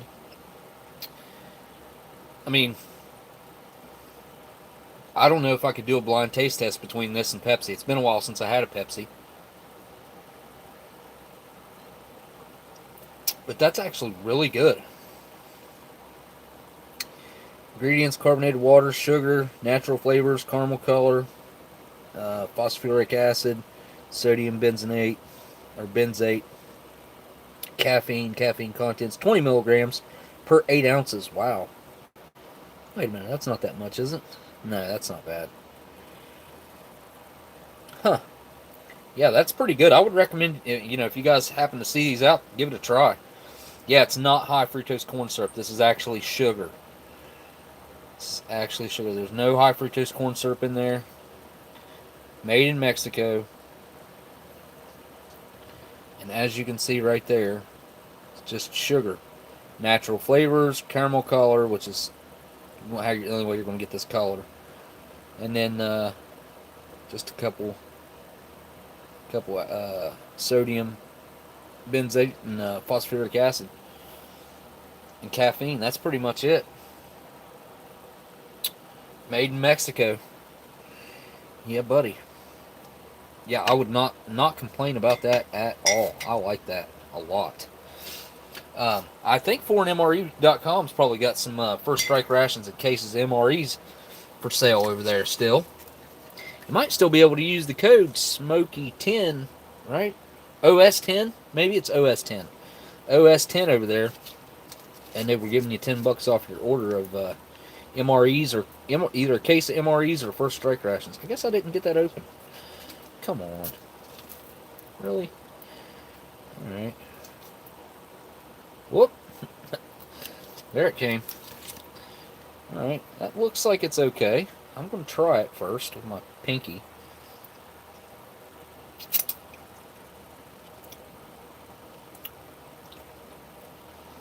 That even might taste a little weird.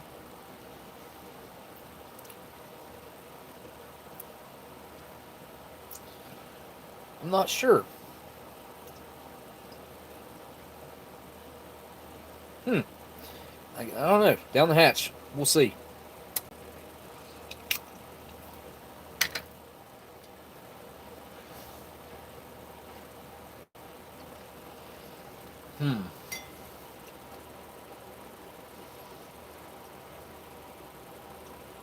Well, I'm not sure. Something might be a little off about that too.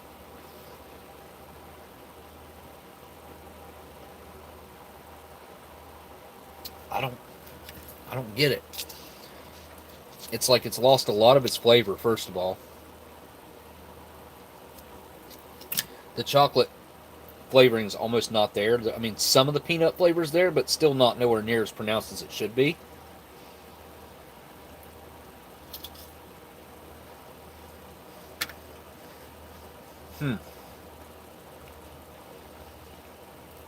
I don't think it's went bad. I just think a lot of the fats and oils that you get a lot of the flavor from maybe have seeped out of it. That's the only explanation that I have for what I have going on flavor-wise. I mean, it doesn't taste like it's bad or anything.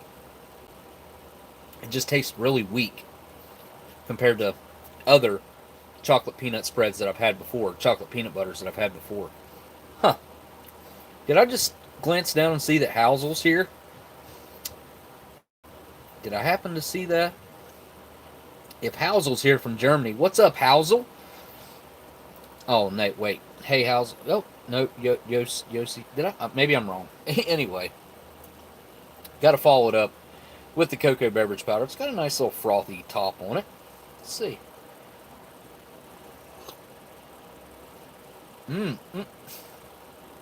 Oh, I can't believe I just drank that. That's no good. Yep, that's no good. I just took way too big a drink of that. Straight up taste like, first of all, I got a numbing flavor, like taste feeling in my mouth. And it also almost tastes dirty. I know that's not really a flavor, but it gosh, I gotta take another sip. It doesn't taste like hot cocoa. It doesn't taste like cocoa beverage powder. I don't even know what that tastes like. Alright, let's see how the coffee's doing. It can't be bad, right? Yeah, it tastes fine. Taster's choice. I mean, it's just... I'm glad I didn't mix the two now. That's for sure. Yeah, that ain't bad. All right, on to the marble pound cake.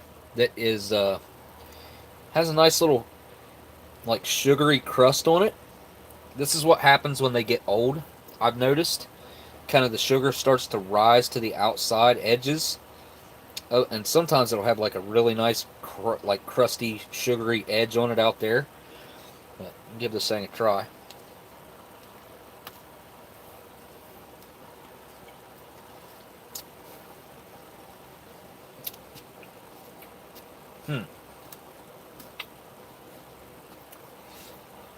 Well, it's extremely dry. Overly dry. There ain't a bit of moisture left in this poor little cake. It doesn't taste too bad, but it doesn't taste great either. I got mainly just chocolate in that last bite, which is what this next bite's going to be as well.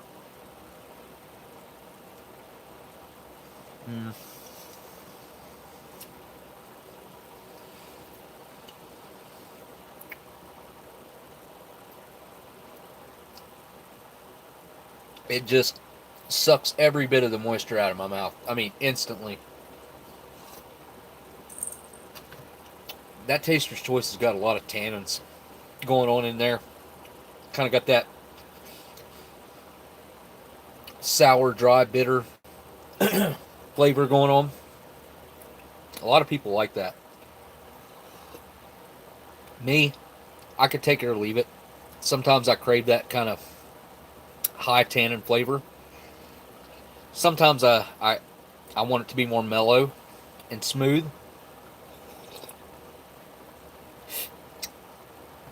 I would say that coffee has somewhat of a bite to it, if I was to explain it to someone who'd never had coffee before. A little bit of a bite, a little bit of a sourness to it. Oh, cool. There was like some sort of code in there. I don't know what for. Why would that be in there? Huh. Interesting. It says to visit www.myprize.net. I guess, and enter that code. Nothing on the bottle about that. Huh. Maybe I'll have to check that out.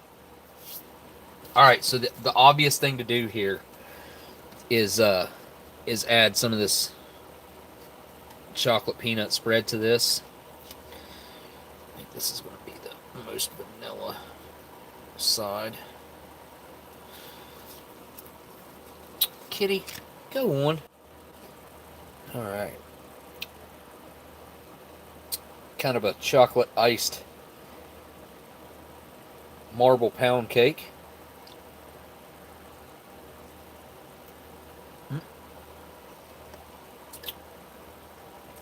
Okay. No. Nope. I thought those two would complement each other, and I couldn't have been more wrong. Nope. They don't go well together. Not at all. Not even the slightest. I won't be doing that again. Huh. Well, I would say the best thing here is the crackers.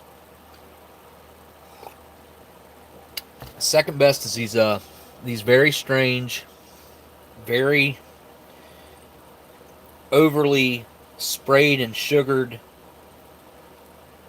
osmotic cranberries. What the heck is that?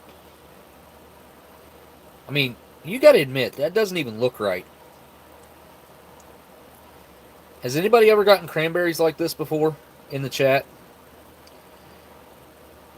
I'm curious to know. Maybe, I mean, how's the beer tasting? Oh, Pete. I think you're talking to Pete. Still going down easy. But yeah, if anybody has seen cranberries that came out looking like this, I'd definitely like to hear about it in the chat. They don't taste bad. You know, they don't taste bad at all. They just they don't look right, and they're definitely coated with way more stuff than I've ever seen before, ever. Not even anything close to this before. Mm. It's very interesting putting a whole handful of them in your mouth. You know, like if you get a lot of powdered sugar in your mouth, like that cold, sweet feeling that you get from powdered sugar. That's what I'm getting from that. And then they've got a crunch to them. Huh.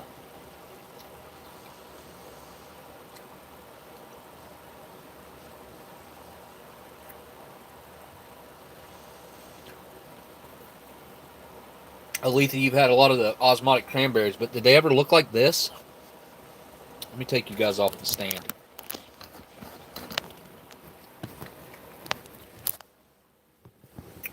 Look at that.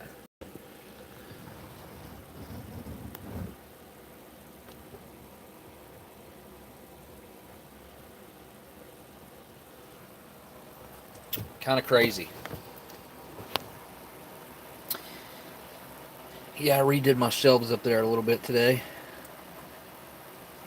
You guys probably can't tell any difference,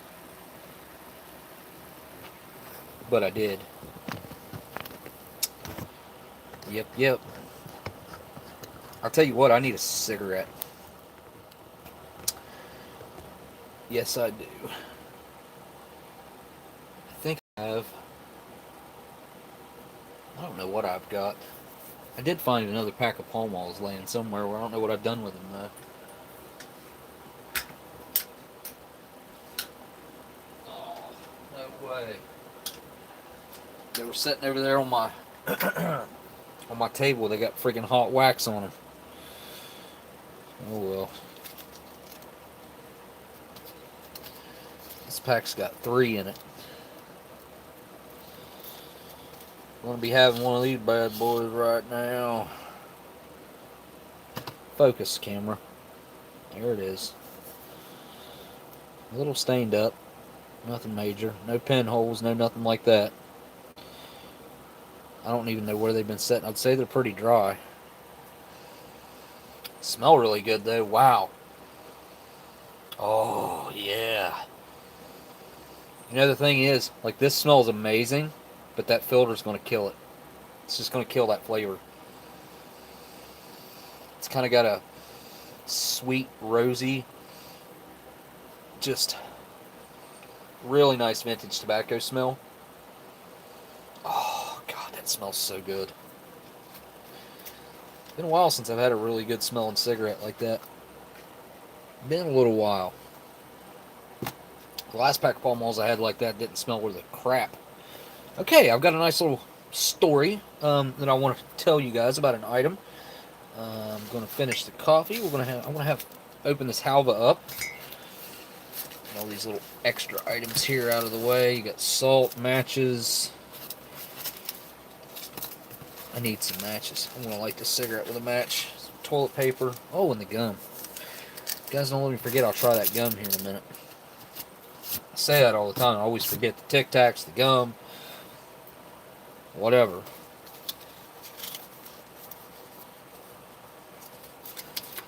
See if the matches will start on the first strike. First strike matches. Place your bets, first strike or not. $5 says it strikes first time. Yeah. Matches were still good matches back in 08. Ooh, wow. Ooh. Boy, that didn't have much of a drag to it. Huh. Yeah, the matches that are in the ones nowadays, if you're lucky enough to get an MRE that has matches, sometimes they don't strike, they don't fire up till the second or third strike. Kind of interesting. We'll be ordering a few more US MREs soon, or get a few more from Minotaur, Gail says. Miss Gail, hello, Miss Gail. Minotaur had a killer sale the other day. I did make a post and put on my channel, but a couple people said that the website was pretty much wiped out by the time they got to it. And I think I posted that. I think I put a post up late. That, or I caught it exactly like 28 minutes after Bob posted it on his channel. I think I might have put it up on my channel because I got the notification and the video popped up for me. I can't remember if that was the case or if it was the next day. Something like that. But he had a 50% off sale, which is pretty crazy. I wonder if it still smells like poop in here. I can't smell it no more. Hey, Umberto. How you doing, man? Umberto. I ordered a couple of those mystery ones from them. Well, if they were half off, then I'm sure it was a good deal. These were just weird. Wait, what? Nope.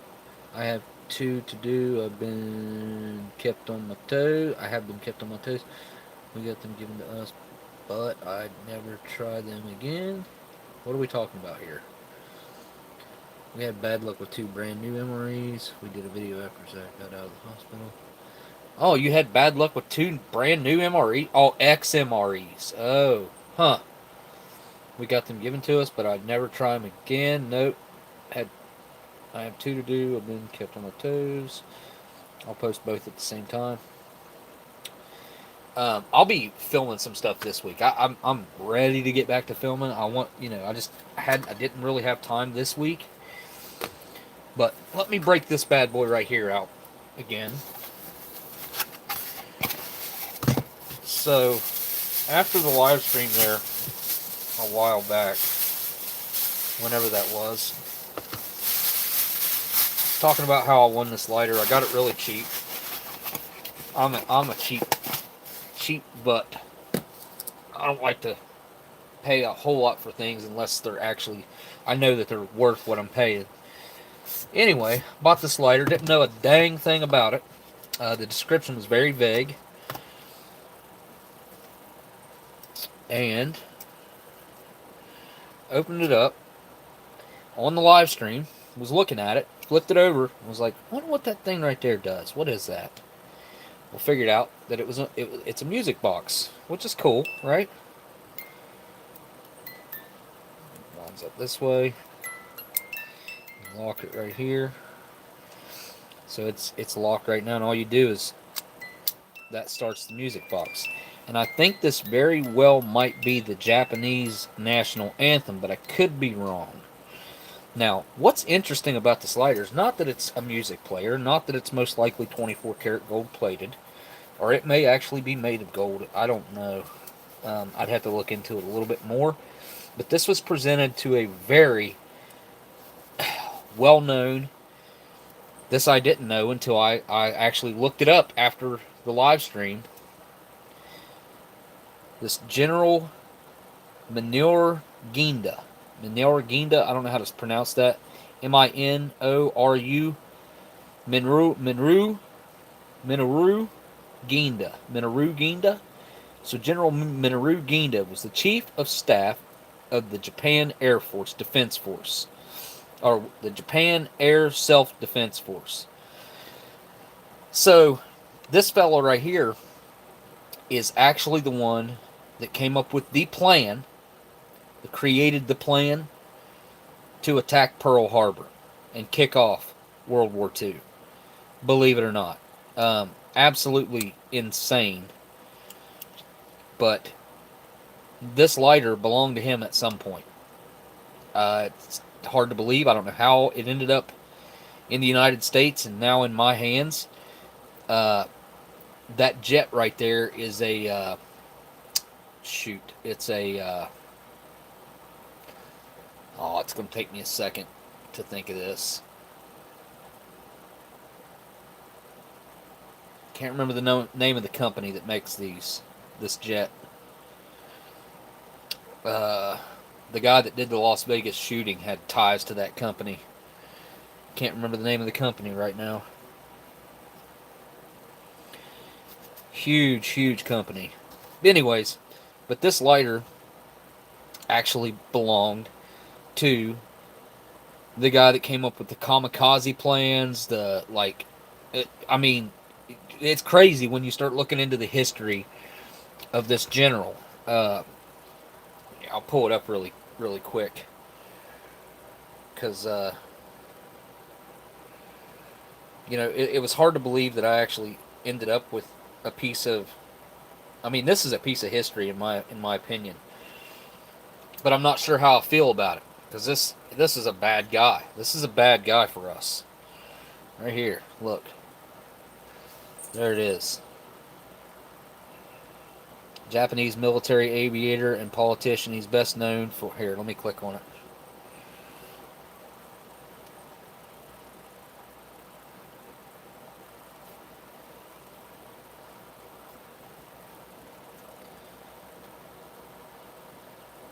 So he passed away in 1989. Well known as Japanese military aviator and politician. He's best known for helping to plan the attack on Pearl Harbor. He was also the third chief of staff of the Japan Air Self-Defense Force. There he is. There's the fellow that lighter belonged to at one point. I mean, I have to assume that this lighter was made up and presented to him for what, I mean, something to do with the Air Force, obviously. So this was presented to him by the military, I would assume, since it has the jet on there. I could be wrong, I guess. I'm just assuming, which sometimes makes an ass out of me and you, but, just from taking educated guesses from what it looks like and everything, hang on. There's some really good articles I read. New York Times has a good one that was printed up. Here's the, quit doing that. God. I don't like the New York Times site at all. Digitized version, blah, blah, blah. Show the full article. Who planned the attack on Pearl Harbor? Died of a heart disease in Tokyo hospital Tuesday on the 44th anniversary of the end of World War II. What a weird day for him to pass away on. And the actual anniversary of the end of the World War II. He would have been 85 years old yesterday. General Ginda, an early advocate of the naval air power over surface vessels, was a native of Hiroshima and a 1924 graduate of the Japanese Naval Academy, where he introduced aerobatics teams that were popularly known as Ginda's circuses. Right? Circuses? Yeah. He became a fighter pilot while bombing and strafing cities in China, increasingly regarded by the Japanese leader as one of the nation's brightest young officers. As a commander in the Navy, he was assigned to the General Staff of directed to draft the air tactics for Pearl Harbor assault, which crippled the American Pacific Fleet and plunged the United States into World War II. He was aboard one of the carriers that staged the strike on December 7th, 1941, but illness kept him from piloting a bomber, low-flying torpedo bombers. Yeah, anyways, so, I don't know how I feel about this, guys. I don't know.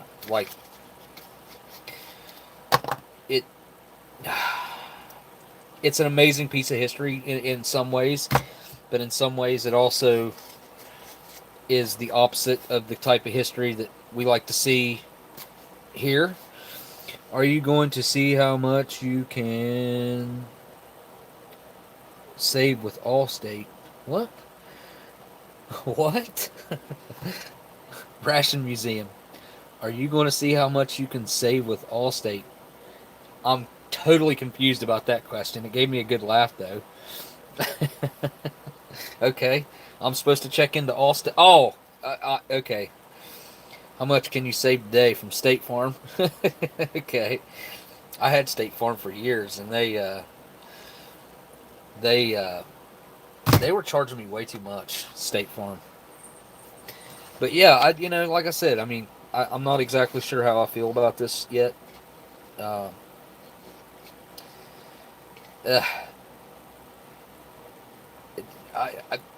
The guy passed away in 1989, so obviously his possessions must have gotten liquidated at some point, his estate or whatever, and somehow this ended up in America. And then I ended up purchasing it from someone on eBay. I just, I'm into vintage tobacco and lighters and things of that nature, and have been for many years. And that's the reason I was interested in this in the first place. I just thought it was a cool lighter that was, it was presented to a general of the chief of staff of the Japan Air Self-Defense Force, and I thought, man, that's a pretty cool piece of military history in a lighter. And then I looked up this guy's history, and you know, he kicked off World War II, man. Think about that. Think about the gravity of that. That's just, and how many of our guys perished just that day, for that matter, just that day that they attacked Pearl Harbor. Good old seed mill here. Some fresh Halva. Well, it's not quite fresh anymore. It's been in my fridge for a minute. Look at that. Oh yeah. It doesn't smell like much. Yeah, almost doesn't have a smell to it, like freeze dried or something. Cut me a chunk of that off of there.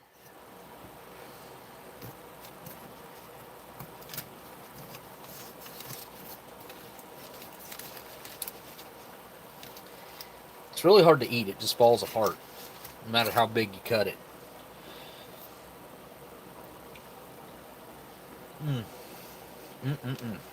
It's so good, though. It's like, the texture is what really gets me with this, that I really like. It kind of makes me think of like peanut brittle in the flavoring, if it was ground up to a very fine dust and pressed into a block. I don't know if this is actually this. I don't know if this is peanut Halva or not. I mean, it's got walnuts in it, obviously. See, and it just all fell apart when I cut it.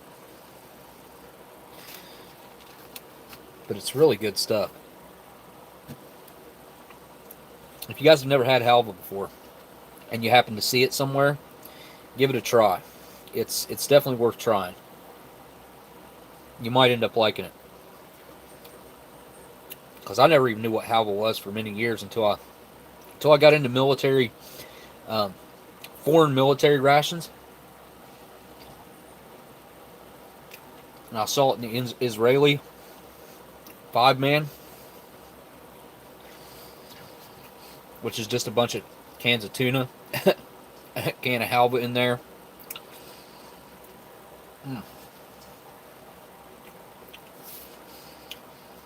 It's got a unique flavor and texture to it, though. Like, it's very, almost kind of sugary. It's very sweet, but it's tasty. Melts in your mouth.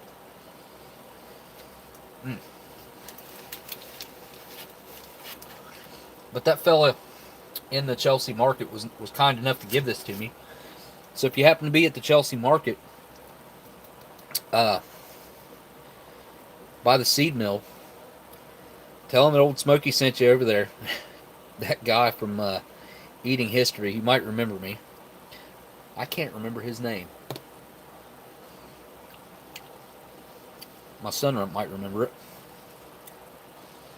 The nuts have went chewy. This stuff is 2 weeks old now, I think. Is it 2 weeks? Been 2 weeks? It ain't quite been 2 weeks since we came out. It's probably been 2 weeks since I got this from the market, though.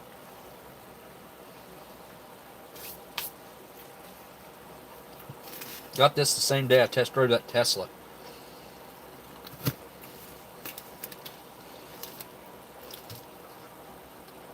Was just watching a little bit of Elon Musk's Neuralink presentation, and I watched his Joe Rogan interview again, which was really good. It's a really good interview. If you guys haven't seen that video, I would recommend that one.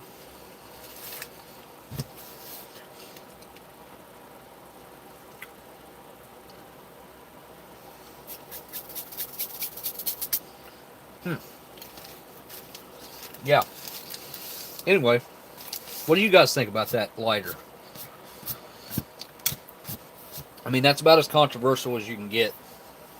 Literally the guy that kicked off World War II.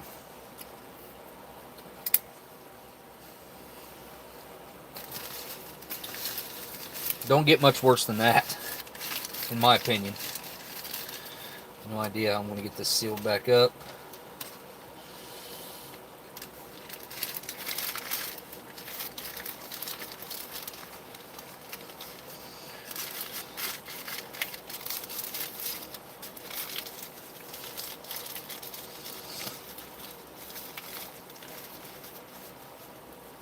Alright, good enough, I guess.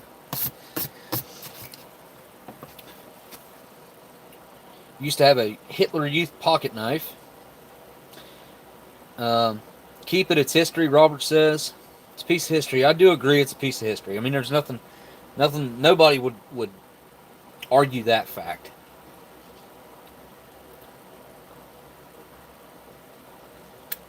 I'm getting one as soon as I can. What are you talking about? I found out yesterday I can get my license back. Aletha, spaghetti nut, maple nut cake in it. Maple nut cake. Maple nut cake. That's an MCI product, right? No, that's an old MRE product.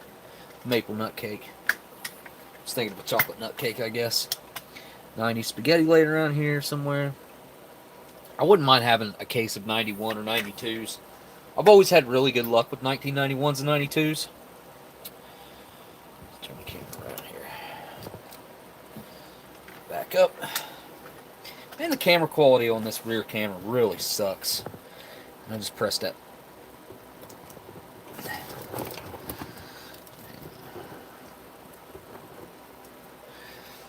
There we go.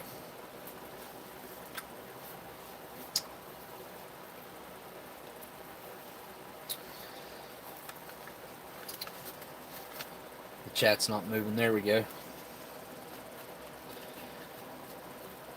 They were the best ones, in my humble opinion.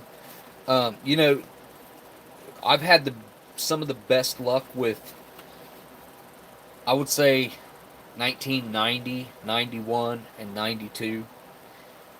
Something about 93, they really did start changing things around in 1993. In 1993, they added the famous ration here. They went away from the nut cakes and went to pound cakes in 1993.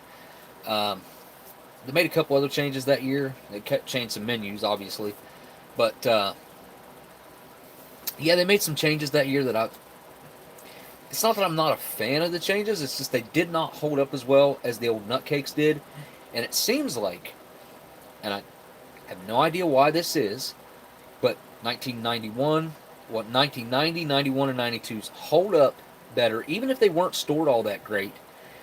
Seems like they're almost always still mostly edible or fully edible. I don't know what it is about those 3 years. If they used better product, if they had better preservatives, or I'm not exactly sure what the huge difference is for those years. But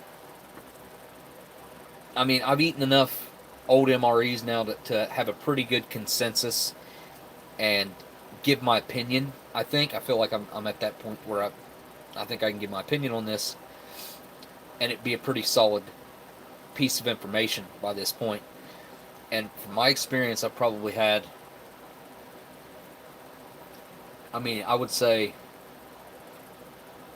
I've ate cases of 90, 91s, and 92s. Like, I've probably had at least, I'd say 50, and that's spread out over probably at least 20 different cases, I would say. That's a rough guess. That's a real rough guess. So,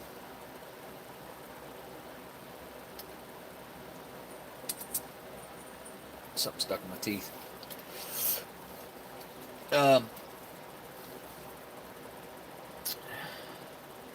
They were starting to get bad in 92.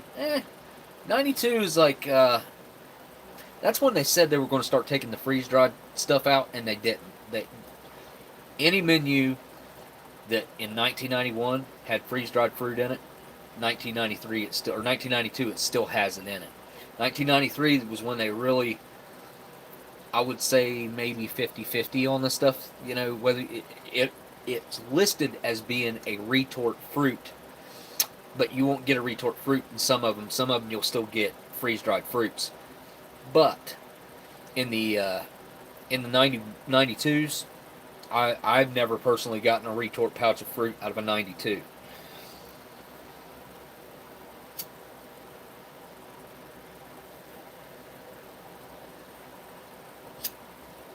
What about getting hauled off? Smoking a what is this? A 1989 Camel? You can't tell with the Camels. Camel lights. They look the same for so many years. All I know is how I took the Camel bucks off of it. Whose house got hauled off?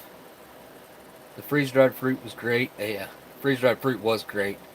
I wish they'd put it back in. I don't know if it was too expensive, or if guys complained about it, or what the deal is with that. Because, I mean, I don't know. Maybe where you have to add water. I'm not sure. And you got the oatmeal cookie bar too. Yeah, you'll never hear me complain about an oatmeal cookie bar. I've had a couple bad ones. I guess I could complain about those because they were not food anymore. The bad ones that I've had got really, really, really soft, almost like liquidy, and just were rancid as I'll get out. But the ones that majority of them, which was probably 99% of the ones that I've had, are still solid and fully edible. So, and in the late 90s, the Milk Cold Weathers, nope, first generation of Milk Cold Weathers in '04 did not have it, did they? I can't remember if they used compressed food bars in '04 Milk Cold Weathers or not. I don't think they did. But the Long Range Patrols in '98 had all the different varieties except for the chocolate chip compressed food bar. They didn't have that one. The chocolate chip cookie.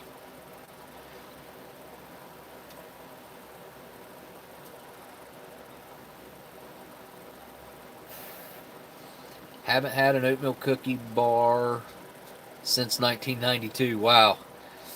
Dude, you should have one because they're still, I don't know. I mean, I know back then that the guys complained about them being super hard and like compressed sawdust, but I don't really believe that too much because I don't think they changed that much just from being in a package. Plus, I've seen ones that were preserved that were still great. You could break your teeth on the chocolate covered cookie bar. Really? So I've never had one that's been super hardy. Now I've had a chocolate covered brownie, that would break your teeth out. Absolutely. The chocolate covered brownie, I don't know what it is with that thing, but you could sharpen a knife on some of the ones that I've had. Like, just like a sharpening stone. Just Popo Piper says, I love the oatmeal cookie bar. I'm a huge fan of them too, I gotta say. No complaints about those. Yeah, the brownies, I figured they sucked when they were new, Robert. I just a hunch. Because I think one of the best ones I've had was, what meal was that I had that I didn't expect it to be, like, fully, perfectly edible that I had here recently? Was it the ham slice? Was it the ham slice that, that you sent, Robert? I think it might have been the one you sent, Robert, wasn't it? I don't know, man. I lose track. I'd have to go back and look at my videos. But it had the brownie in it that was still pretty much edible, but it was just, it sucked. Yeah, the nuts, yeah, I mean, they weren't awful. Not in the one that I had recently, but they just get so hard. Especially anyone that's vintage now. They're, most of the time that I ever get them, they're just rock hard. And the last one I had was kind of hard, but not so hard that you couldn't eat it. I mean, it was still definitely still edible. It just had a really bland, a slightly numbing, and I don't really think it was just the nut. I think it was just the oils and everything in it had went bad, somewhat. Not so bad that you couldn't eat it though. Even rancid oils and stuff, you can eat those. I'm not telling you to do that, but I'm telling you you can, and it'll give you a stomach ache if you eat a bunch of it. I'd say the worst stomach ache I ever had from eating rancid oils is we did this challenge on the show on eating history, and Josh, like to start it out, it was a box of Batman cereal with the little Batman bank in it, like the one that I have over here. And my producer Matt, my showrunner slash producer slash director, whatever you want to call him, he's called the showrunner, but he was the director slash producer, and he actually bought me a box and had it sent to me. And anyway, the deal was, Josh had like $40 or $60 worth of quarters or something, and he was going to give me a quarter for every piece of that cereal that I could eat. And I was like, all right, but it tasted horrible eating it dry. Like it was real rancid, numb your mouth. It was real rancid. It was pretty bad. And I was like, can I put it in a bowl and dump some milk on it? He was like, yeah, that's cool. I was like, all right. Put some milk on it, and I ate like, I don't know, I ate like half a bowl of rancid Batman cereal from 1989, and I got the worst stomach ache after that. It didn't make me like sick, but it made me go to the bathroom type sick. If that makes any, well, I guess I wasn't really sick, but I had a stomach ache. So, you know, it was what it was. Let's see if check and see if Fred ever got back with me. I don't think he did. He's probably not feeling up to it.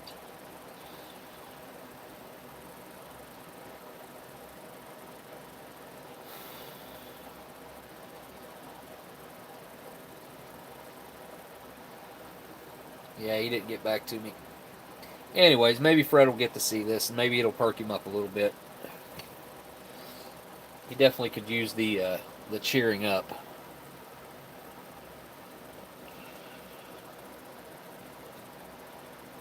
Yeah, it's a stupid tattoo that I've got. It's almost faded away on this side. It's almost gone. Almost gone. I have one question. What was your lunch today? What was my lunch today? Are you even talking to me? We used to we used the freeze dried fruit and fruit drinks in a water bottle with rubber gloves. What? So you put water, the freeze dried fruit, and the fruit drinks into a rubber glove? Is that what you're saying? Ration M. Okay, that was easy money that said he meds kicked in and I fell asleep. Well, that's not always a bad thing, Miss Renee.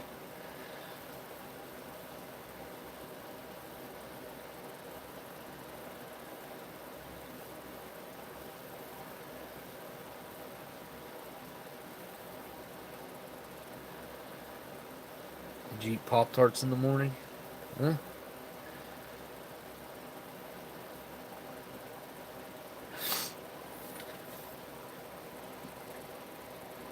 Robert says you have a package coming your way. Okay, well, I'll keep an eye out for that. That was an epic live stream. This kid is pretty lucky to have that moment saved for posterity. What live stream are we talking about? Oh, you mean the one where my kid walked in with the tattoos? I don't know if that's what you're talking about. But, yeah, I'm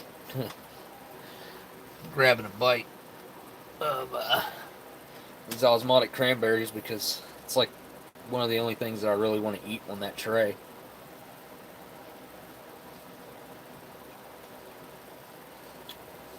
It's like inhaling sugar.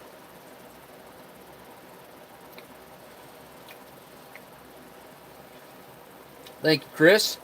Appreciate that, man. Forged in pain, man. And I believe I've been forged in pain a little bit. Well, thank you, Easy Money. I don't know what you're talking about, but nope, you ain't missed it, G Schultz. You're here at the end, buddy. This is one you're going to want to go back and watch the beginning of, though. Pretty interesting. Skip ahead to like 10 minutes in. I think that's when I cut it open.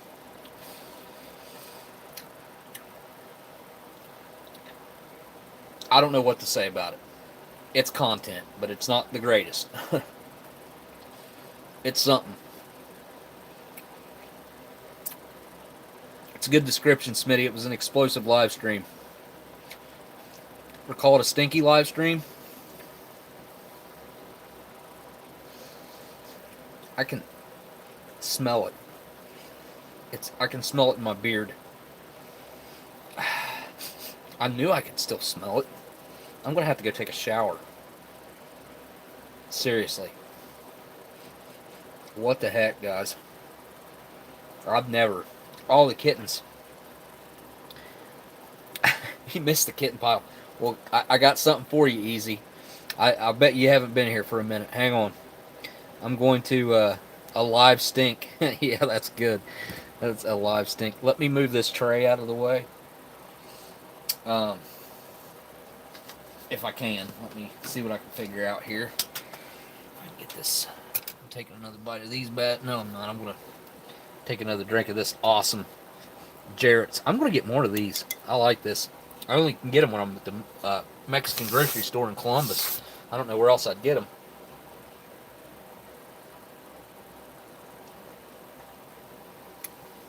Oh, man, that's good. It's really good. All right. Well, that's set right there. It's not going to sit there. Nope, not going to sit there either. Hold on.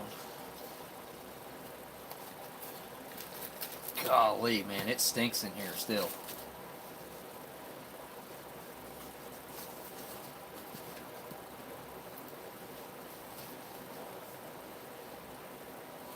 Okay, there we go.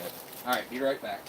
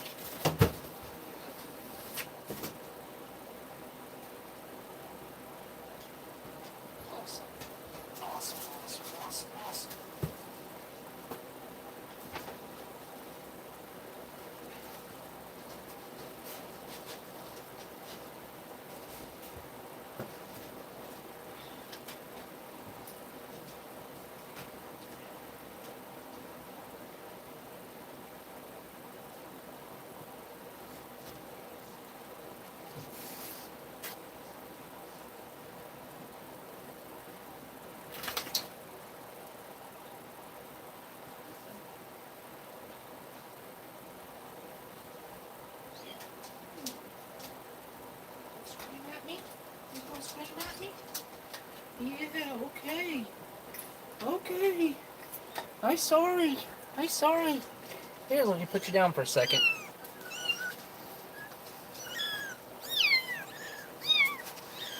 First one I put down is the runt. And all these got homes except for one of them. Oh, we need a home for it.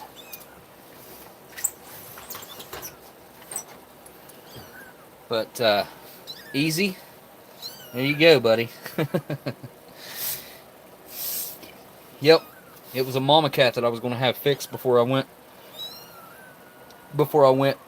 in the hospital.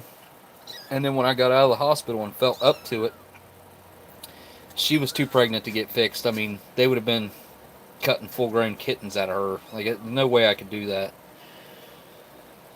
Yes, I know. I brought you two in here in pairs so you wouldn't be so upset. Yes. Yes. Hi, baby. Hi. Come here, Runt. Say hello to everyone. Look. Say hello. Their little eyes are ready to open.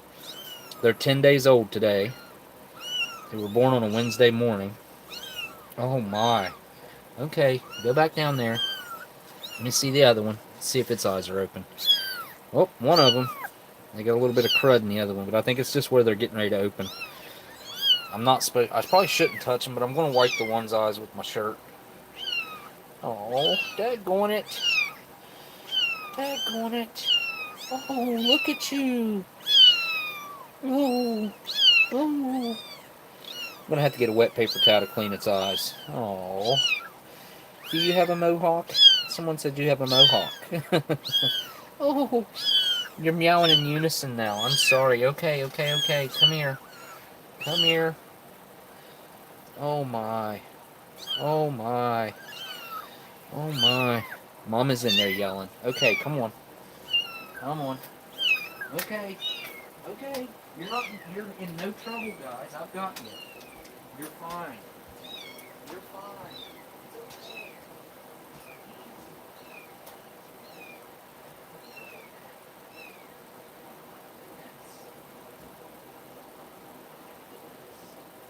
Stay down.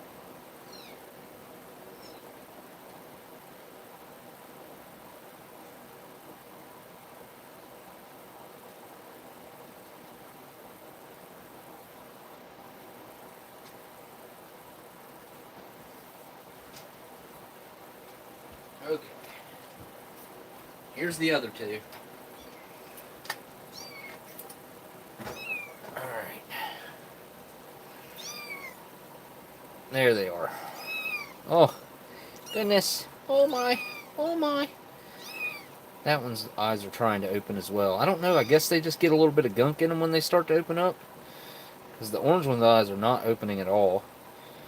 And the ones that are opening have a little bit of gunk in them. I guess that's just from their eyes getting wet from trying to open up. Because I don't think there's anything wrong with them or anything. Oh, easy. Easy. Look at your little eye. Look at that. Oh, hi, baby. Oh, oh my. Okay. What's the matter, little black one? What's the matter? Huh? Oh. This is baby Garfield. His daddy's name is Garfield. Because he's very orange. Oh my. Oh my, this is the biggest one by far. Oh. What's the matter? What's the matter? What are you doing, little black one? Huh? Here. Take a look in the camera and say hello. Oh, look at your little paw.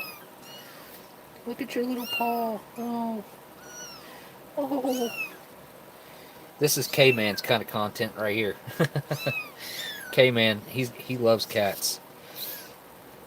Oh, this one's got a runny nose. Look, you got a runny nose. Yeah, you better lick it. Okay, that's probably Mommy's job, isn't it? Oh. You okay? You might be the runt.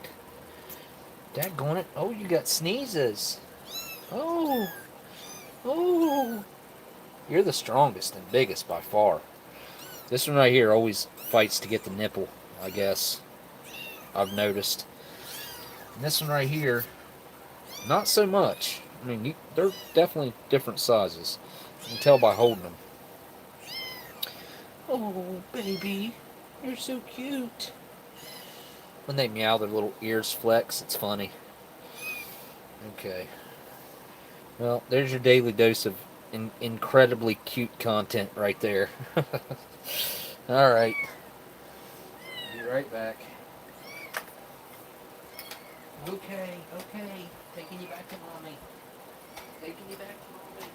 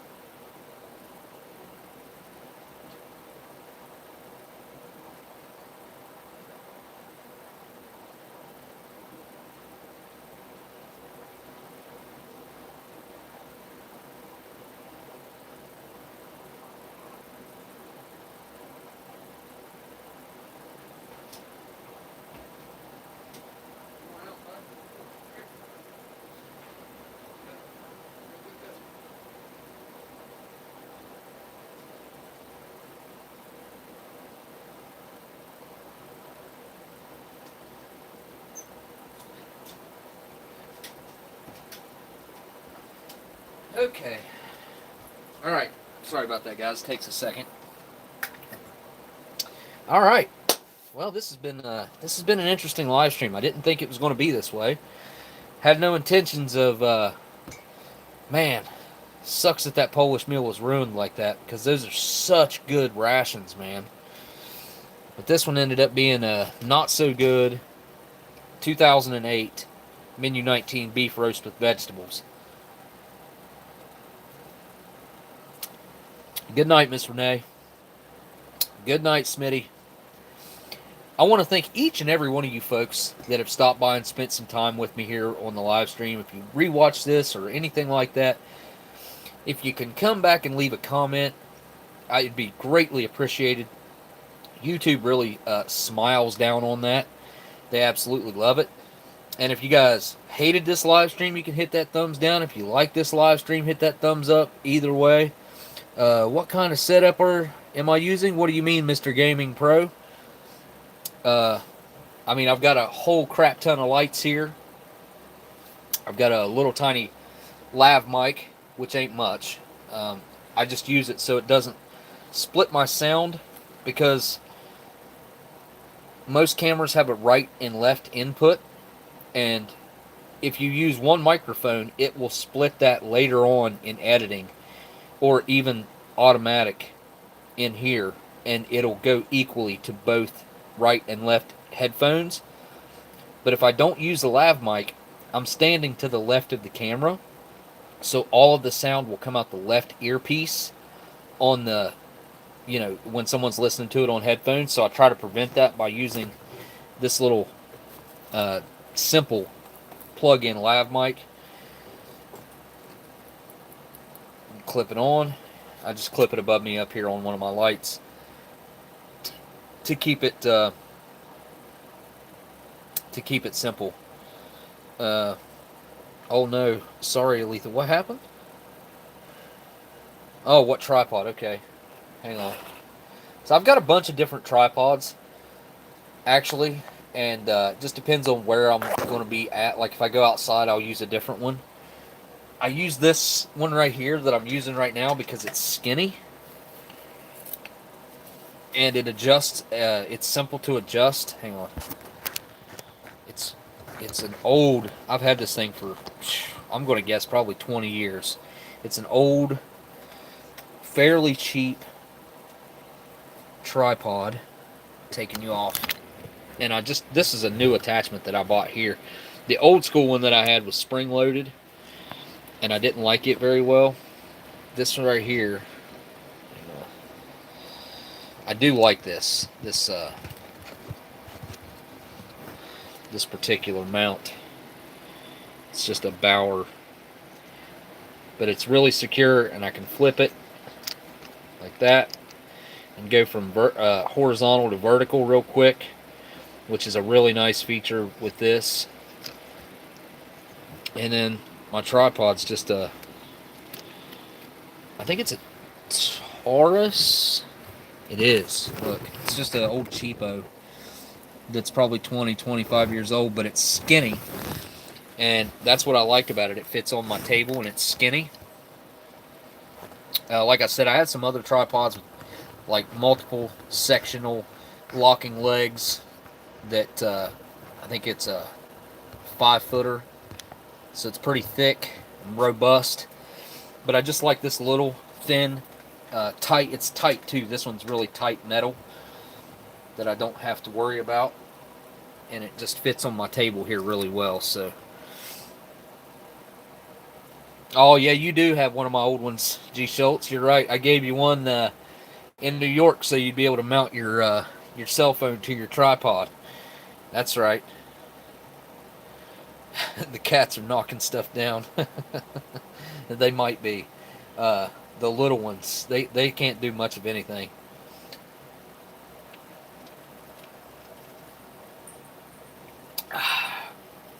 Wow. Yeah, I would definitely recommend that. If you guys ever happen to see it. I've had a lot of these Jarrett's drinks before that weren't so great. Like the pineapple one sucked really bad. I remember that. And then there was another one that was like had coconut in it, I think, but it was really bad. The orange is pretty good in this stuff, but yep, I use it for all the live streams now. Thank you. You're welcome, man. It's not a problem, man. Not a problem at all. We like to be able to see you get here on the YouTube, G Schultz. We like to connect with you, and we enjoy our time with you, man. So, and I enjoy the fact that each and every one of you folks came into. Oh yeah, that's why I was wondering why my tripod looked, or things would look weird. Weird. But that's why. I gotta show you guys something real quick before I sign off. I know this is a long live stream.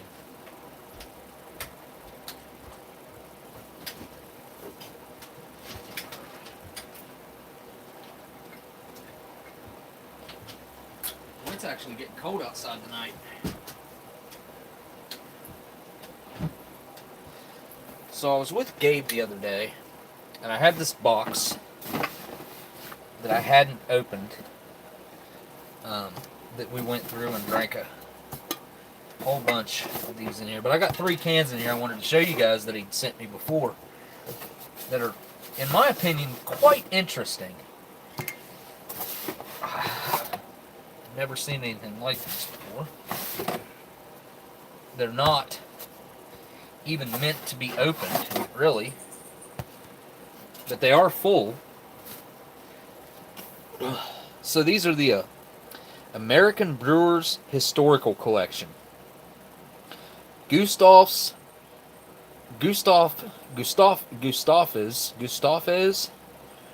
Bergner's Brewery, 1857 Philadelphia. Look at that. Look at this.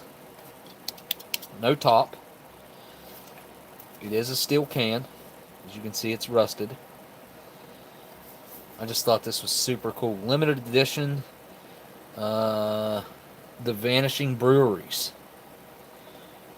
This is number 2. Where's number 1? What's cool is they've got a whole story on them, right? See? Here, I'll hold that up there so you guys can read that if you want to. I'll make it level so you're not having to tilt your head. Which one's number 1? Right here's number 1. This is the Engelwolf Lager Beer Brewery, Fountain Green, 1849. And this one was 57. And this one, 1873. This is number 3. Nope, this is number 5. I thought I had 1 through 3. But this is the Keystone State Brewery, also out of Philadelphia. So these are all Philly, right? Philly? Well, this says Fountain Green, but I thought it said something about Philly on here. Anyways, I thought these cans were super interesting. I thought I'd show you guys. The only time I've ever seen a can like this without a way to open it, without a pop top or something, or without a pull tab, or a cone top with an actual twist-off lid or something, the only time I've ever seen a can like this, or I guess have held a can like this, is I had I want to say it was in 1987, or it might be 1982 or 3, something like that. It was a can of Coca-Cola that was some sort of special commemorative edition that they made without an opening top, and they gave to employees only. Had that while filming Eating History. I don't think it ever made the show. I don't know. Maybe it did, maybe it didn't. I really wish they would have made something out of the segment that we filmed, because I did the Pepsi challenge against I had a Coca-Cola and a Pepsi, and did all these different tests with them. One that was carbonated, one that wasn't, one that was new, one that was old, and one that was reinfused with like one of those soda machine things that you can pump carbonation into them. So had vintage soda that was recarbonated. So that was interesting. And I ended up being able to tell the difference between every single one, exactly what it was, without them even telling me what they were doing to them. You know, like trying to recarbonate the old soda. Like I could tell what was going on with that soda. It was interesting. So, yeah, that was fun. But I don't understand. I mean, obviously these are collector cans. I wonder if they even really have beer in them. They might just have water in them, I guess. Yeah, Soda Stream, Renee. That's it. See, like when I've had water in a can like this, if I hit it like this, it feels like there's a tennis ball in it. Don't feel that way. So these do have something carbonated in them. I mean, they're very tight. Well, that one's got some give to it. Let's see if you can see. See the flex in it. This one's got a little tiny bit of give to it. This one, nothing. This one's got no give to it whatsoever. So I guess they actually have beer in them. I mean, I don't know. Maybe, I guess they intended on, if anybody drank them, for them to pop them open with one of these, I guess. I don't know. Really don't know. I'm going to have to do some more research on these, but I thought they were pretty cool. Yeah, I'm definitely going to look into these and see what's going on with them. But alright, I've kept all you guys way too long. I appreciate you guys stopping by and hanging out with me. It was very interesting starting out, which ended up taking a whole lot of time that I didn't really plan on or intend on. And standing here for as long as I've been standing here, my leg is absolutely throbbing. Wow. You know what? Look at this. Boom. I didn't forget. I almost forgot. Daggone it. Give me some gum. I want this. Get out there. Alright. Let's see. Ooh. Bit right in. How about that? It's got stinking beef roast all over it, too. Awesome. Maybe it's steak sauce. I don't know. Yeah, that wasn't hard at all. Bit right in, too. Awesome.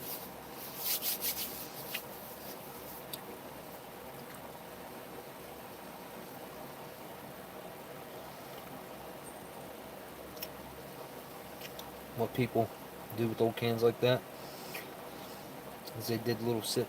See, good or toxic? Nasty. Well, I drank a lot of old beers. I think I drank a couple of these right here, and Gabe and his buddy William drank the other ones. But yeah, some of them are really, really bad. Some of them are actually not bad at all. That all has to do is if they were fully sealed still or not. The ones that get oxygen to them are ruined.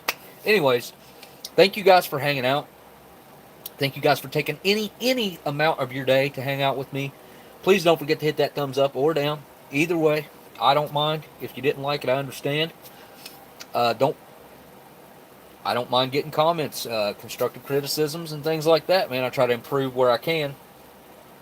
And if you don't mind to come back and drop a comment on here, YouTube really likes that.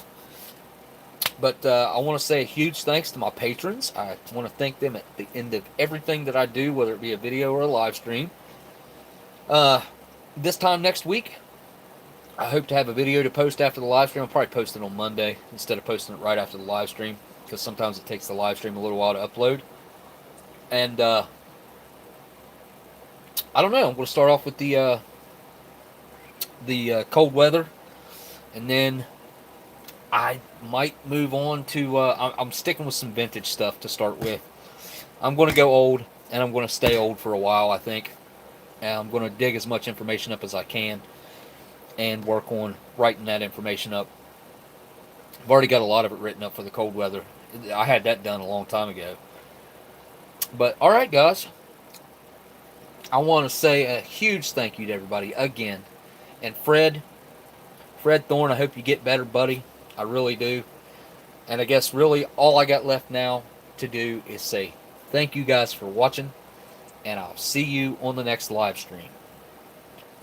Later.